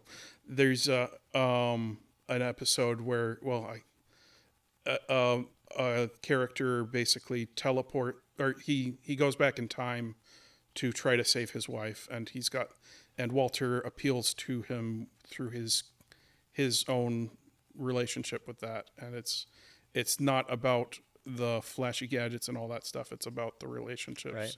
and it's the only way you can tell that kind of a story. And I love it. I think that character development and telling these amazing stories of humanity and compassion, that's really what we should be doing. The sci-fi element is just the vehicle to get you there, Right. You know? It kind of reminds me of Dungeons & Dragons, Honor Among Thieves. Oh yeah. You know, the character arcs in that movie are amazing, and I really, really love that movie. And it could have been made in any genre of any time. They just chose to have it be a fantasy in the Dungeons & Dragons universe. But you know, the story wasn't dragons. The story was a man whose wife died, and he's trying to save her. That's the story. And the relationship with his daughter. And it's the same thing with Arrival. Like, Arrival isn't a movie about aliens. It's a movie about grief. And we're kind of getting into crisscross here, but to give the contrast of Independence Day is just about blowing up aliens. Yeah, exactly. So. Whereas Arrival, they just used aliens as a vehicle to get us to understand the human experience and grief and tragedy, and how to embrace your mortality even when there's suffering to be had. To look at it from another perspective that you wouldn't have in real life, because that's not how it works. As opposed to Independence Day, where we just forget that those people died. Millions of people, whatever. Yeah, they're just erased from our Let's smoke some cigars, baby. I thought it was interesting that there wasn't a single main character that died in any of those. Except Randy Quaid. At the end. At the very end, but not in the attacks. Yeah. Oh yeah. I mean, the closest is Mary McConnell and there she's so peripheral. She's almost a side of a side character. Exactly. Yeah. Exactly. So you don't get anywhere. I mean, you don't get any development of the characters, but you don't even get much of an introduction to her beyond the fact that she talks with her husband on the phone twice, and then she ends up in the wreckage of a helicopter to be rescued by Vivica Fox. But we're getting to the point now where they're packing up on the site at Montana, and Louise makes the leap to where she's just going to go back and talk to Costello, and I like how they send the pod down for her to pick her up, and she's actually in their environment. That's a really neat scene. But this is my biggest pet peeve of the movie, is that they decide that Costello has to explain it to her. She has all the pieces. You gotta, you can't. I don't know. I disagree. And they do it in minimalist dialogue of he's communicating with these symbols that just mean a couple words. I mean, the contrast would be Interstellar, where he explains every single aspect of it. Yeah. I don't know. I think this is a good balance. And the opposite of it would be 2001, where nothing is explained. Well, it's not. It's that I wanted her. I mean, she had the You wanted pieces. her to figure it out? Yeah, and it seemed like she was already figuring it out. Oh, okay. But I feel that in the end, the explanation wasn't for her; it was for the audience. Yeah. And that's what bugs me about it, is the fact that we have to spell it out for the audience, because we can't trust that the audience, whom up to this point we've entrusted with so much, can't put those pieces together. And again, this is where, coming at it having read the story, I can't quite figure out if all the pieces were there in advance for us to figure it out, or if we couldn't have had her just have, oh my gosh, I know what's happening, or something. I didn't know what was happening until Costello explained it. You gotta there are clever audience members that might be able to figure it out. But okay, let me give the hints that they do give in there that are really clever. The daughter is making a clay model thing. Yeah, of the alien. She's saying it's Mommy and Daddy Talk. It's a TV show called Mommy and Daddy Talk to Animals, and it's and so that's you got the the canary. The canary in the picture. They don't show as to not give away the twist. They don't show the dad, and they rightly in the story he's separated, so that it's not like they are playing any tricks there. He is actually separate. And then the other one is she asks, what is the name for blah, blah, blah, blah, blah. And she's like, compromise. And it's like, no, it's more sciencey. And she's like, well, if you want sciencey, go talk to your dad. Yeah. It's like, oh, he's a scientist. It's like, it's him. And I mean, these are things that you won't notice until a second watch through. And then you've got to have the official explanation from Abbott so that you've got it in stone what Costello. this thing, Costello. You can't tell the two apart. What I mean, they're very I'm distinct. an alien. One's on the racist. right and one's on the left. Yeah. Well, you got just one. There is no left or right. Anyway. It kind of reminds me of the movie The Prestige, right? Oh, yeah. Where, like, the answer was in front of you the entire time, Right. but you just couldn't see it. And it's the same thing with this one. And that's people who do a really good twist, that's what they do. And that's how they do it. Yeah, you can't not do setups for it. Like you're not like you just do a twist out of nowhere. You feel cheated. In fact, there's another horror movie that we're going to be covering sometime that just completely loses you because that's what it does. Yeah.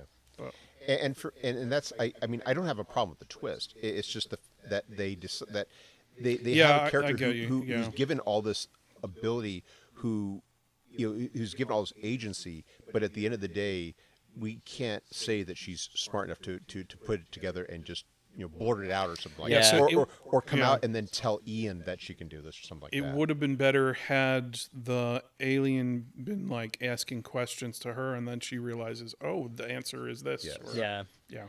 Or, Yeah. or if you know or something like that, and then letting her go on her way. But it diminishes her character in a way that I just find so frustrating, given the fact that it's such a great character and Amy Adams does such an exemplary job. It's one of those cases where you feel like Hollywood's traditional discrimination against science fiction kept her from, at the very least, a well-deserved Oscar nomination. Yeah. And I thought this is a weird note, but just I thought it was really cool. Her floaty hair. It's completely CGI because that's the only way you can do that. But it looked really cool.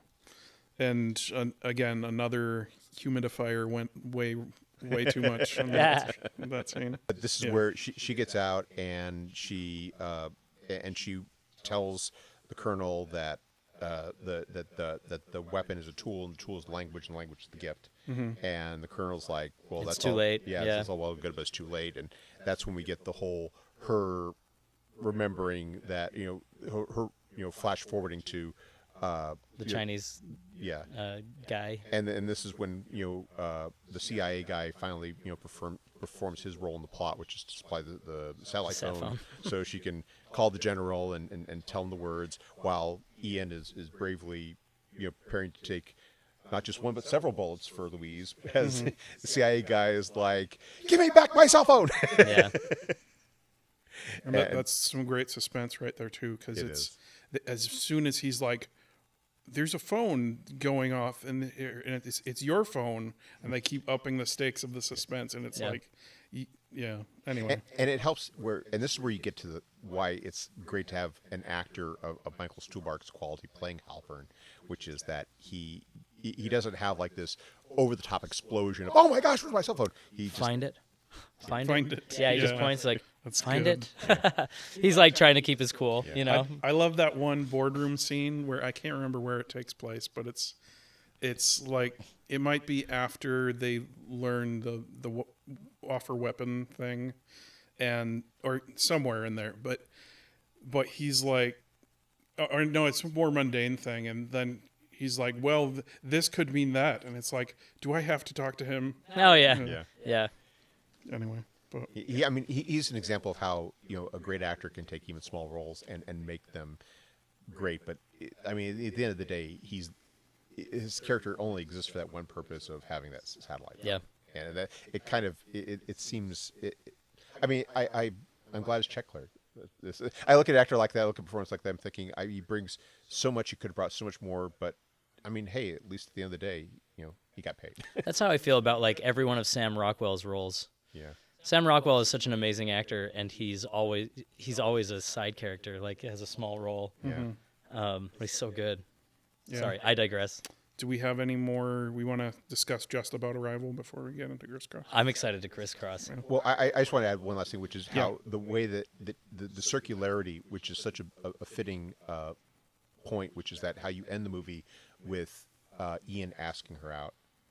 And her, yeah, and he says, "Do you want to make a baby?" Yeah, and how, which is actually a nice callback to the novella, which is the fact that she's actually beginning the journey that we've seen at the very beginning of the movie. All right. Oh yeah, that's true. Yeah, So you could just we worked through it slap backwards, it on, Yeah. on the end and watch it again. And Yeah. So. But I love that moment. It's so profound when he's like, "Do you want to make a baby?" Yeah. And she just says, "Yes."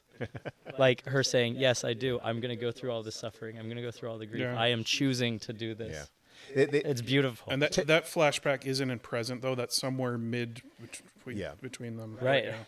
But we see when he's asking her out, she's by saying yes to him, she's making that choice that she's going to embark upon it, knowing. And when she hugs him in that moment, she says, "I forgot how good it feels to be hugged by you."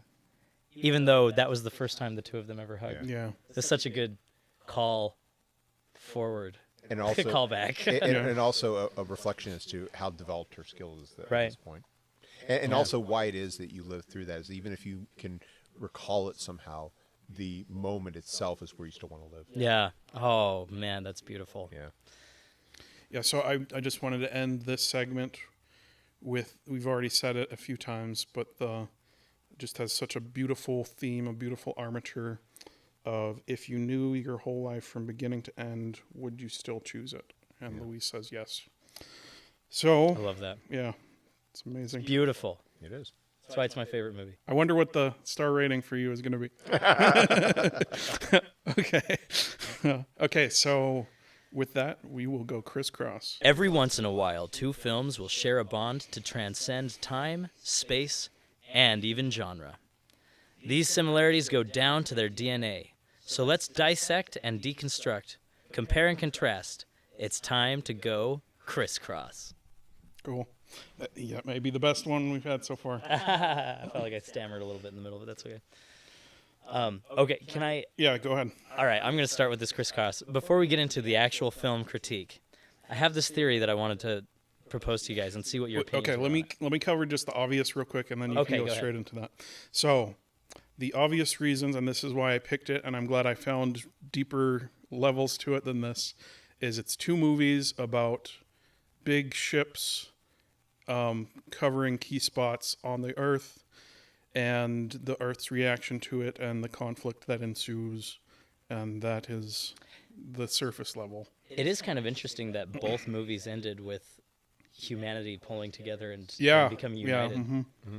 You know, one was out of military threat, and one was out of being given a communicative gift. But that's interesting. Mm-hmm. So here's my theory. I want to put out and get your opinions on it. Mm-hmm. We have two different alien invasions, and two different motivations behind the alien invasions. Right. Mm-hmm. One is an alien invasion, and it's implied that it's out of a scarcity of resources. Right. Mm-hmm. And the other one is an alien invasion and it's implied that they need to work together with the humans and that they actually genuinely care about the human species, right? Here's my thought. Throughout history, as we have, there's two directions we can go. Throughout history, as we have become more and more technologically advanced, we have also become more compassionate and humane, right? You've never heard of a vegan in the 1500s. There's no such thing because they didn't care about compassion toward animals at all. About survival. It was about surviving, right? The more you're able to advance technology and not be worried about your everyday survival, the more compassion you have, right? Mm-hmm. Which I feel like shows in Arrival they have such superior technology and resources that they came on a compassionate journey. It feels like that fits to me. Mm-hmm. However, you can also say that some of the world's greatest technological advances have come out of necessity with war. Oh, that's true. Yeah. Which means if aliens were invading our planet, it could be that they have a scarcity of resources because of all of the wars they've fought, which is what made them be able to develop such advanced technology. Now here's the thing I think about, though. if we as human beings had enough technology to go and interact with other primitive civilizations, I have a feeling we would probably follow the Prime Directive and not make contact with those individuals, unless we absolutely had to. Because there is an interesting theme in science fiction about the negative consequences of that. And you have, of course, it's built into Star Trek. It's also built into Doctor Who. Because you find out, and here I'm going back to the series in like the 60s and 70s, is that the backstory of it is that the Doctor civilization, the Gallifreyans, did that. They had first contact with this species. They gave them all this knowledge, and they used the knowledge to nearly wipe themselves out. Right. And so they draw the same message from it, which is that we have to leave alone. In that sense, the Doctor's the outlier.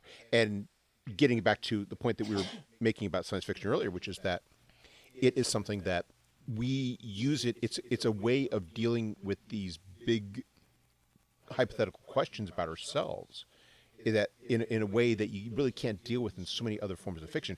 I mean, you can't really have that question about that in, say, a straightforward action movie or a straightforward suspense movie, because we have certain parameters on it. But when you go science fiction, you reduce all these fantastical elements that just don't exist. You can ask those questions. Yeah. That gets us to think about that.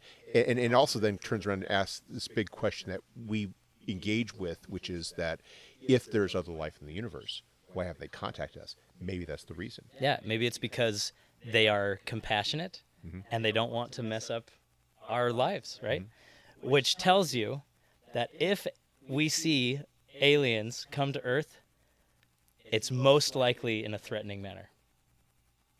Although there's this other question that, and this is one of the things that bugs me about so much science fiction, is why would they threaten us? Because, and you think about scarcity of resources, right? Scarcity of resources, but at the same time, really, because you think about all the resources that are out there that they could obtain so much more easily.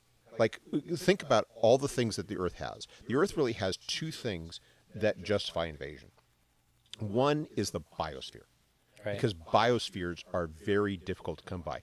Now, you might have to modify the biosphere, but there's only one biosphere that we know of in the entire solar system. And we talk about exoplanets. The implication is that the places which have biospheres are far more finite than the number of planets. The other thing is us. But you think about anything else. Water, you can get that easily by harnessing comets. You could go to unoccupied barren planets and mine it from resources. We're talking about mining the moon for helium-3.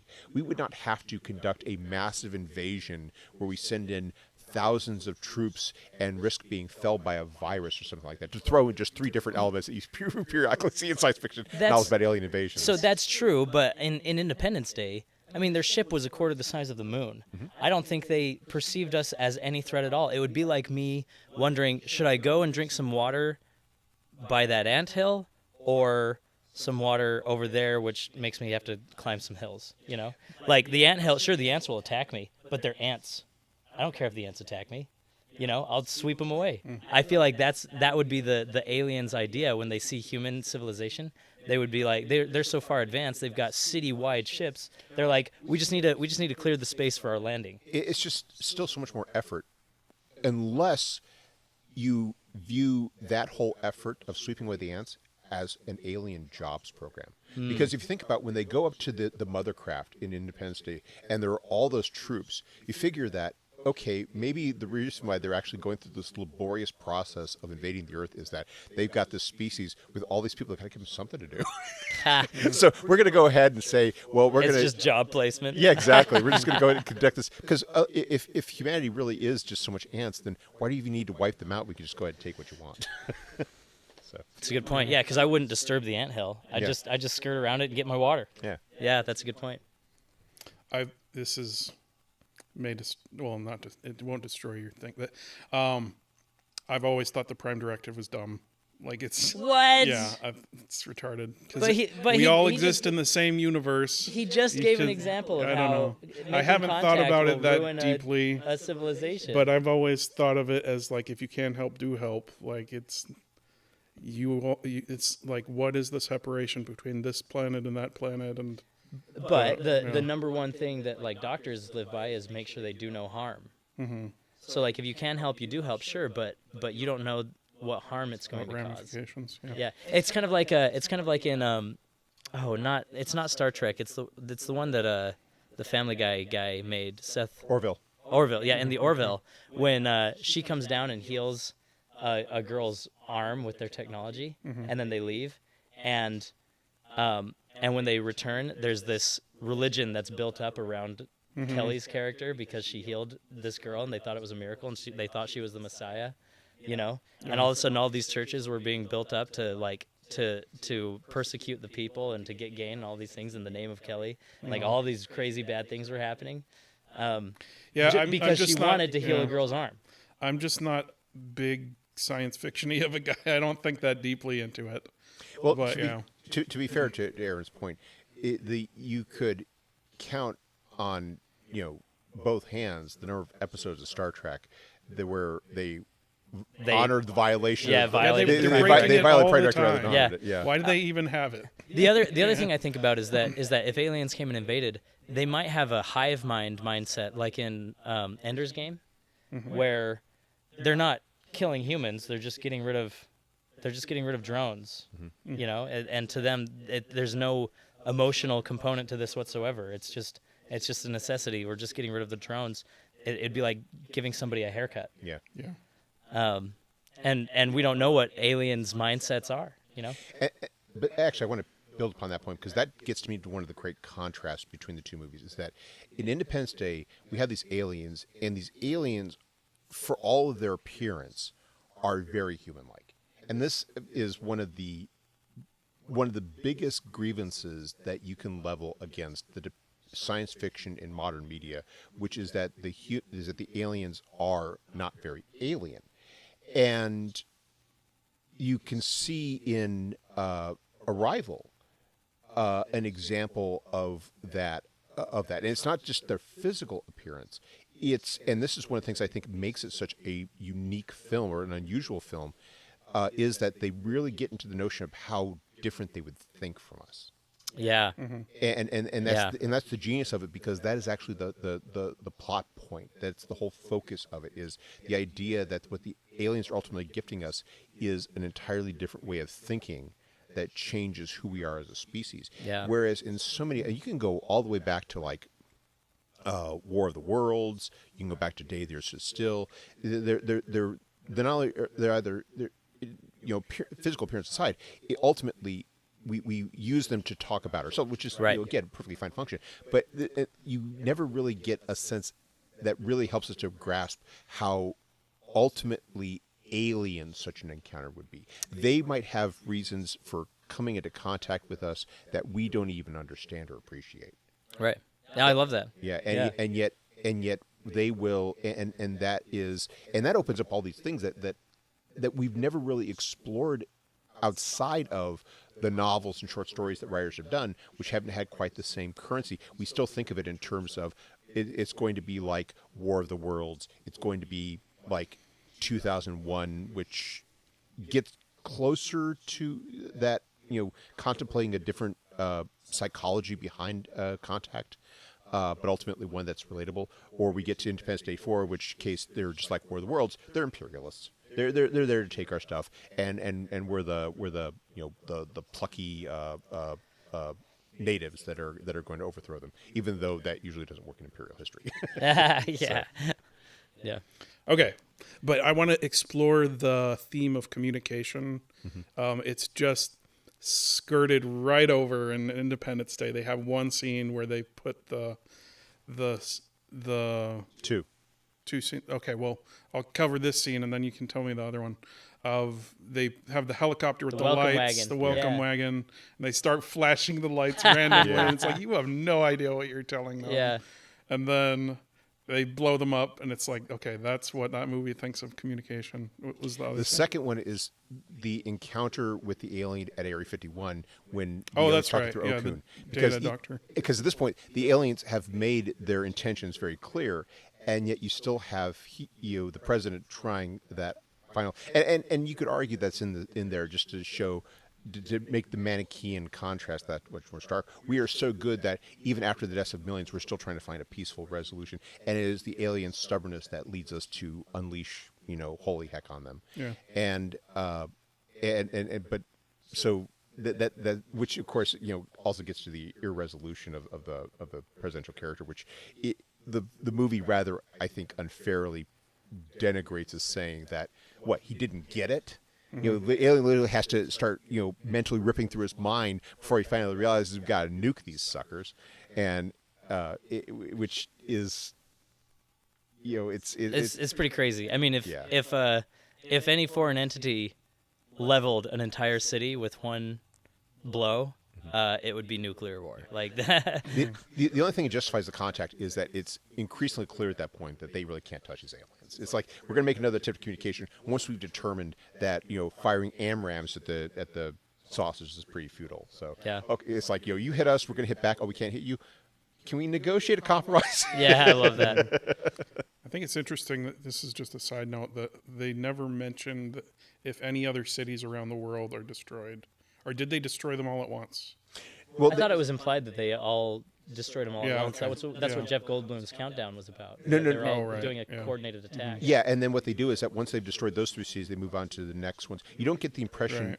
You don't get a sense as to whether or not each of these attacks is that they attack like it's like round 2 simultaneous attack, or if they're just like, okay, once we've done the simultaneous attack, now they'll float around at leisure, zapping every other city, because they mentioned as a throwaway line that there was a second round where Atlanta and I think it's San Francisco and someplace else is destroyed, and then when you get the final scene that apparently the aliens have made it to the southern hemisphere, and that's when you get the ship crashing in front of Sydney. Mm-hmm. So it's more like a gradual process there.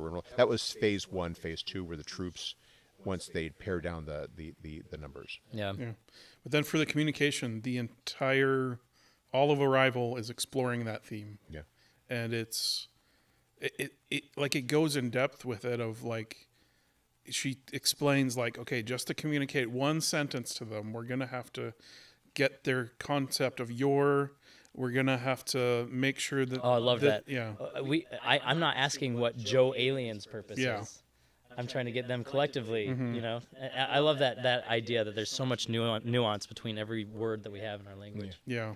And it gets to the notion, again, of how, ultimately different the psychology will be. Yeah. Which is that we communicate with any other human being, that while the language may be different, the whole approach may be different, at the end of the day, we're communicating with beings who have a fundamental common psychology with us. That they have the same wants, needs, hopes, fears. Yeah. It gives us a starting point. She is having to go to figuring out how these beings think, how do they process things. And the beauty of the story is that she then ends up being more changed by that than... Right. It was her that was the one who did the learning. She didn't just fly up with a helicopter and start flashing lights at it. And I think even just on a human level, like you have... this has been observed of like, I think it's Arabian, what is the language they speak in Arabia? Arabic. Arabic, yeah. Okay. Yeah, in Arabic, they have many different, much more words for smells than we do. Mm-hmm. They can actually smell more than we can because of that. Like they've got a name for it, and so they can identify more smells than we can. It's interesting. They can single out things because we're not able to do that. It's so fascinating. And that gets to the Saffir-Whorf theory, which they mentioned in the movie, and was just kind of the crux of the concept, which is how language changes the way we think. That we, depending upon which language we have, it shapes the way we approach things. And it's kind of like an explorer, like language with like identifying different things and slapping a flag on it of like, this is salty, this tastes, but like this is the smell of rotten eggs, this is yada yada yada. Yeah. Like it's interesting that there's more out there that we haven't discovered yet, and we just haven't named it. I've always thought it was interesting that language is not sufficient to cover all of human experience, let alone all of alien experience. Mm-hmm. But I mean, even body language, right? Like, how do you communicate with an alien species that has different bodies. We wouldn't understand what their body language is. They could be doing something that looks really aggressive, but it's actually a form of telling us that they love and admire us. Even different species on Earth, like Right. cat language, physical language is completely opposite to dog language in some ways. Of the wagging tail for a cat is a bad thing. Yeah. But yeah, I mean, when Louise is walking and she says Louise walking, Yeah. even her just walking to the side like that to an alien species, that could be like an This is a extremely threat. offensive gesture. Yeah. She is schloodling towards me. Yeah, exactly. We just have no idea. It's so interesting to think about. Yeah. And science fiction has long explored all this. Douglas Adams made similar asides in his Hitchhiker series, but you so rarely see that level of nuance in cinema. Yeah. Cinema is very much about, and this gets to the comment I made at the very beginning about they all come down, they're all speaking English, they're all have very human interests and express them in very human terms. They just kind of jump over those barriers that this movie spends a whole movie exploring. And it gets to how, if in terms of the contrast, how you get that elemental simplicity in Independence Day. And this is where I have to constantly qualify my judgment. It's not trying to be 2001. It's not trying to be Arrival. It's being what it is, which is basically the Manichaean struggle, good guys, bad guys, blow them all up, and we just do it on an epic scale, which gets butts in the seats, and it worked because that thing made gobs of money. But it's the frustrating part is the fact that it also creates a misconception that I think the film is subtly commenting on when these aliens are here, and they never make a single threatening gesture, and yet you see in the scenes where they're doing the footage of people reacting, they're scrawling in graffiti on walls in Africa, "Save our species" type of thing. The idea being that we're freaking out in part because, and again, it's a very it's so subtle that it's not even overly mentioning. I mean, it's how we've been conditioned since 1898 when H.G. Wells did War of the Worlds, which is that the aliens are going to come down. They're going to come down here because they want to kill us, and the only thing we can possibly hope to do is fight back. Yeah. If aliens come to this planet, I believe it's probably because they are hostile. Because otherwise, why would they make contact with us? I don't think they would.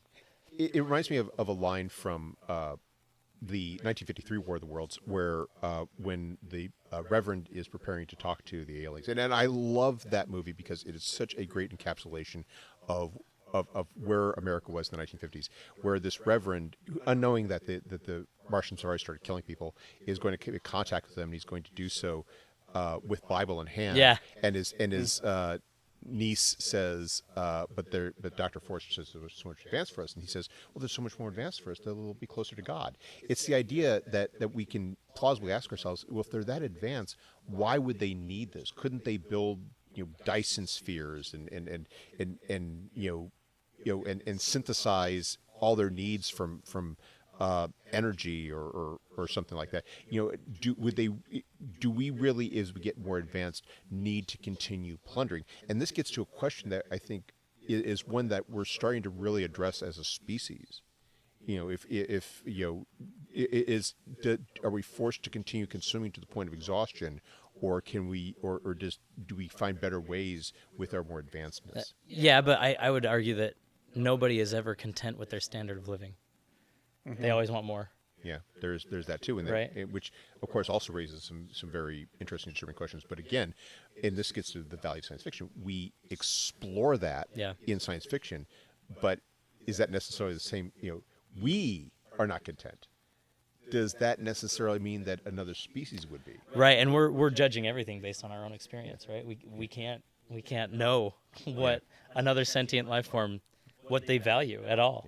And that's where you maybe they're just really aggressive. They have an overly sensitive hippocampus, and they just really love murdering people. Yeah, and it gets where you have the comparison between the two, which is that at its end, and we've already alluded to this, science fiction is about exploring humans, and so in that sense, the aliens in both allow us to address different aspects of humanity, because at the end of the day, while we can talk about what it's like to communicate with other species, we're really still wrestling with the problem of communicating with ourselves. Yeah, I'm going to jump back to Dawn for a second. Nice. Of great sci-fi does well, it is sci-fi. It does the same thing of, it's like you just said, exploring humanity. Like, it may be apes that are smart, but in the reality we're just exploring humanity with another, like one tribe versus another tribe, basically. And with this one, it's the same thing, as complicated as their languages and the heptapods and stuff.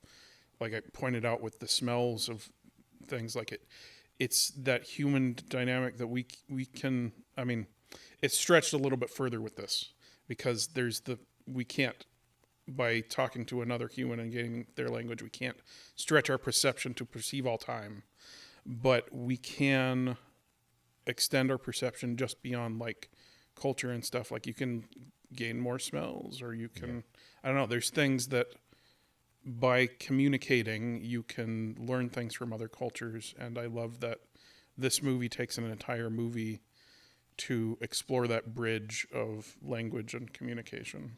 And that gets to, I think, the failing of Independence Day as a work of science fiction. It's not interested in that exploration. It's just interesting in watching stuff get blowed up. It's an action movie. It's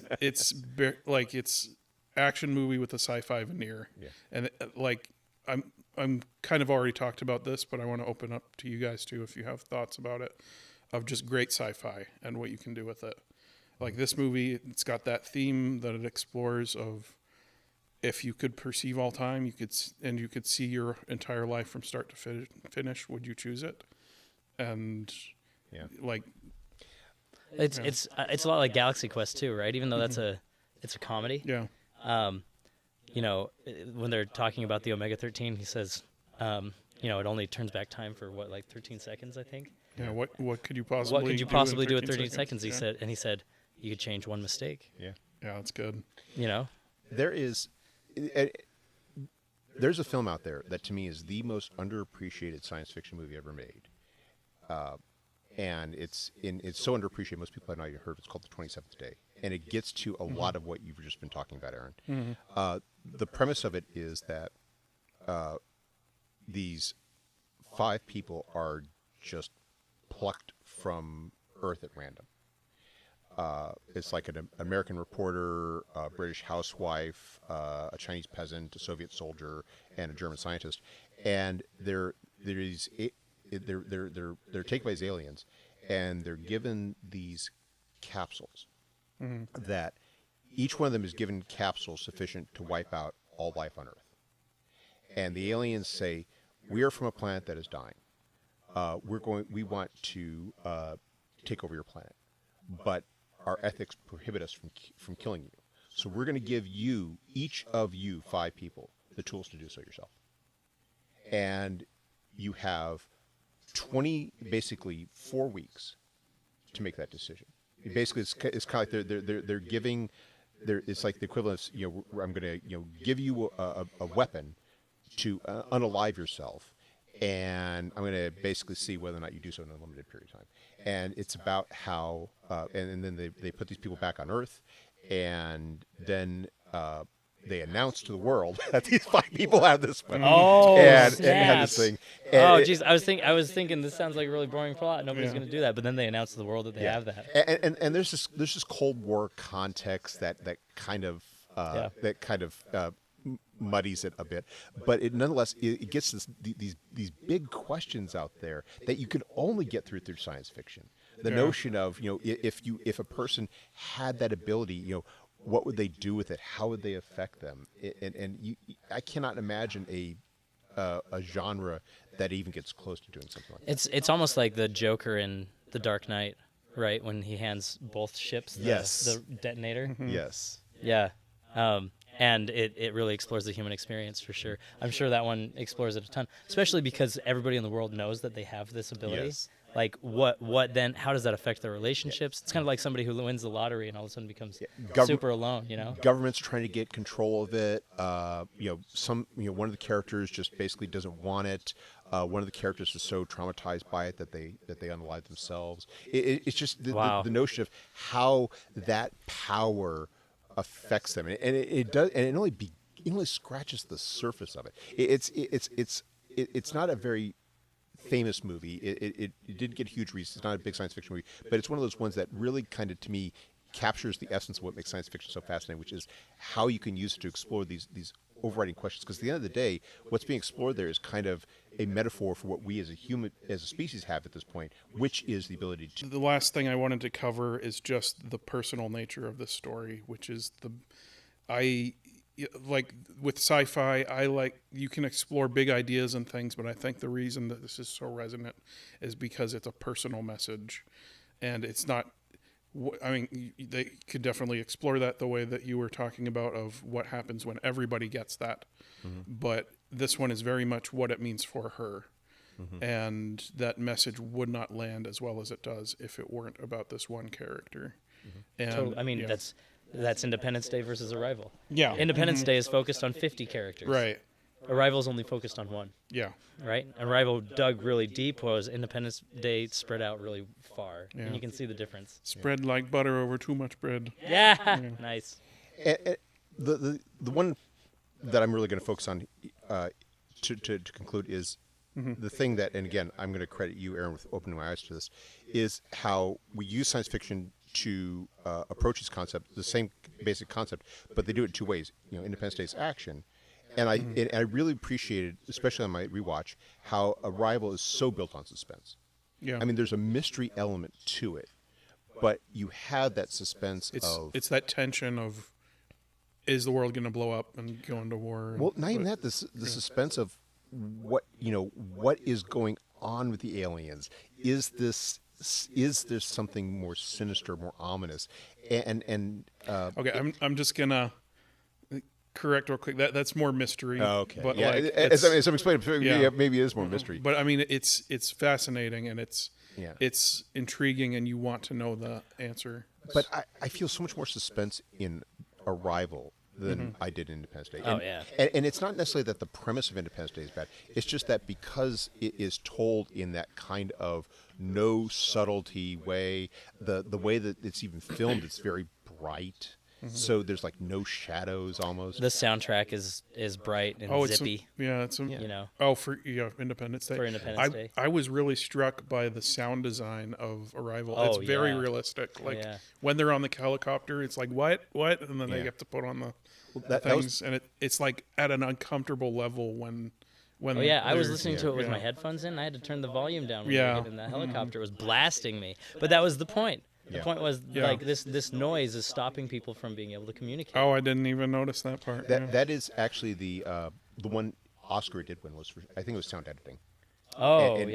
Which is both, to me, unfortunate that it didn't get quite the attention it deserved, but also at the same time it reflected the fact just how important sound was to it, and it ties to that theme of communication. But to your point that you were saying, with Independence Day, like I've said before, we knew exactly what the beginning, middle, and end of Independence Day was going to be from the moment it started. So there was no suspense whatsoever. Yeah. Not one time did I think any of the people's lives were in jeopardy that were the main characters, right? Whereas with Arrival, I had no idea what was going to happen. Yeah. I had no idea what the outcomes were going to look like. I got the feeling in Arrival that I rarely get for movies of I didn't want to look at the time to see how much time was left. Because then I'd get a sense of how the story was going to unfold and how much time I have there. I'm like, I don't want to know. Like, I just want to see how this unfolds. Yeah, I love that. So, that's our Criss Cross. And now we have our star ratings. Let's start. Well, if there's no surprise for. Well, we're going to do Independence Day first. But, Mark, let's do Independence Day. I started this preparing to give it 3 out of 5 stars, and yet I find myself waffling and thinking 2, but I'm going to stick with 3 because for all my criticisms of Independence Day, to its credit, it knows what it is, it does what it does, it makes no bones about being the sequel to 2001 or the sequel to The Day the Earth Stood Still. It is just there to bloat stuff up and to do so in a way that gets people to scarf down their popcorn in excitement, and that's it. And so at the end of the day, given that it is that, for all my issues with it, I'm going to give it 3 stars. Go ahead. I'm also going to give it 3 stars for very, very similar reason. I don't want to give it less than 3 stars because I feel like a 2-star rated movie would be a movie I wouldn't enjoy watching. And that's one Yeah. of the reasons why I ended up Right. sticking with 3 stars. Yeah. Sure, Independence Day was really, really silly, and it had no depth and everything like that. But I did not enjoy it. Right, like when I was watching it, I enjoyed watching the movie. I enjoyed the entire thing, and so because I enjoyed it, I can't give it a below 50% rating. So it's got to be 3 stars for me. Although I found when I rewatched it, my enjoyment for it is decreasing dramatically. Oh, I'm sure. going to blame Aaron for Yeah. this because he's really elevated my movie taste now. And so now I'm like, sorry. oh, there's no suspense. Where's the suspense? So, but I at the end of the day, I still got a bit of a thrill of watching F-18s zipping around, blowing up alien ships and whatnot. So I'm going to stick with 3 for the moment. Okay, I'm going to surprise you guys. 3 stars. 5. Yeah, you guys have said basically exactly what I was going to say. Of just, I like the separation of 2 stars, like because it's exactly the same for me. Of 2 stars is a bad movie. That's a Suicide Squad. In fact, I might have given that a 1.5. But 3 stars is a solid movie that I'd watch again. That's entertaining, and that this movie pulls that off. And it really comes down to me of that speech at the end of like that's just a rousing Such speech. a good speech. And it plays to exactly the theme of the movie, which isn't a complicated one, but this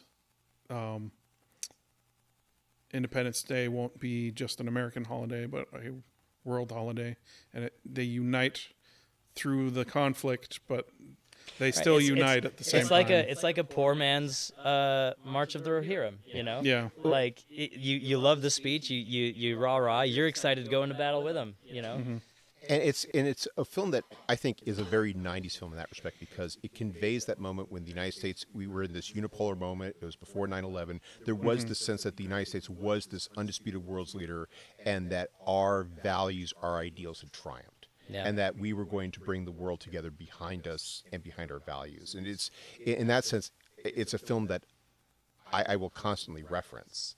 The good, bad, or indifferent. It is a film that very much is. It's a perfect example of how a film is made for a time. It's difficult to imagine a film like that in, say, the 1970s or 80s.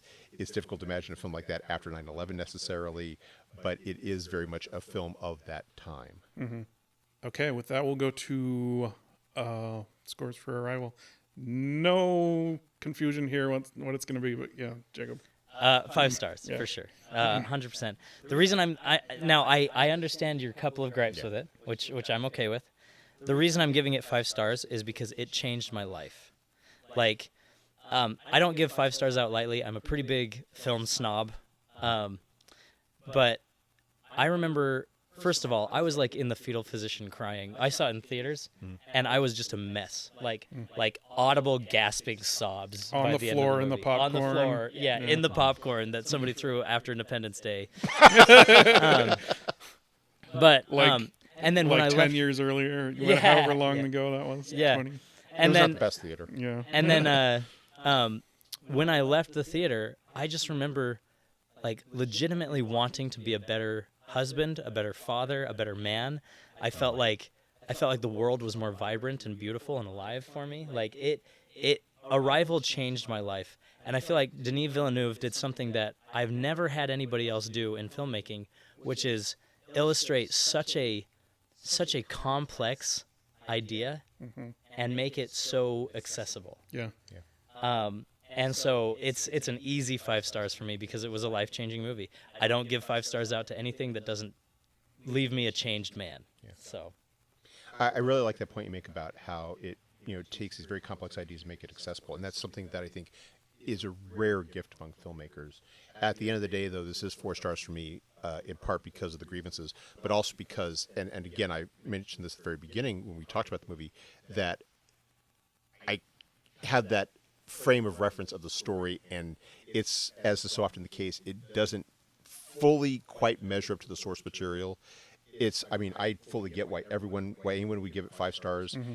I feel in a way I've cheated myself by reading the source material, by reading the novella, and judging against that. But at the end of the day, those 3 relatively minor factors, which is the clunky exposition scene, the fact that Louise is the reveal, and the fact that you had the story which kind of spoiled some of those bigger revelations, makes it a 4-star movie for me. Cool. Okay. What about you? What about you? You It's, haven't given me. it's some pressure here. So I'm going to lead up This is to an it. action of building suspense. He's building yeah. suspense for us. I'm gonna say that before I watched it this time, when I watched it before, there was a lot of hype around this movie, and I went into it expecting a lot, and so I came out of it being like, oh, it's okay. 4 stars is what I would have given it. This viewing, I was thoroughly engaged, and it dives deep into the ideas of it, and is just like, it doesn't skip its homework. Like it. Like her breaking down that sentence and being like, they need to have the correct understanding of what we mean by your, and all this stuff. It's like, oh, okay, we're going to get that deep with it, to the point where it takes an entire movie to explain how they communicate. Anyway, 5 stars for me. I was thinking 4.5, but it does exactly what it's meant to do. But he takes a very complicated thing and boils it down into a very simple story.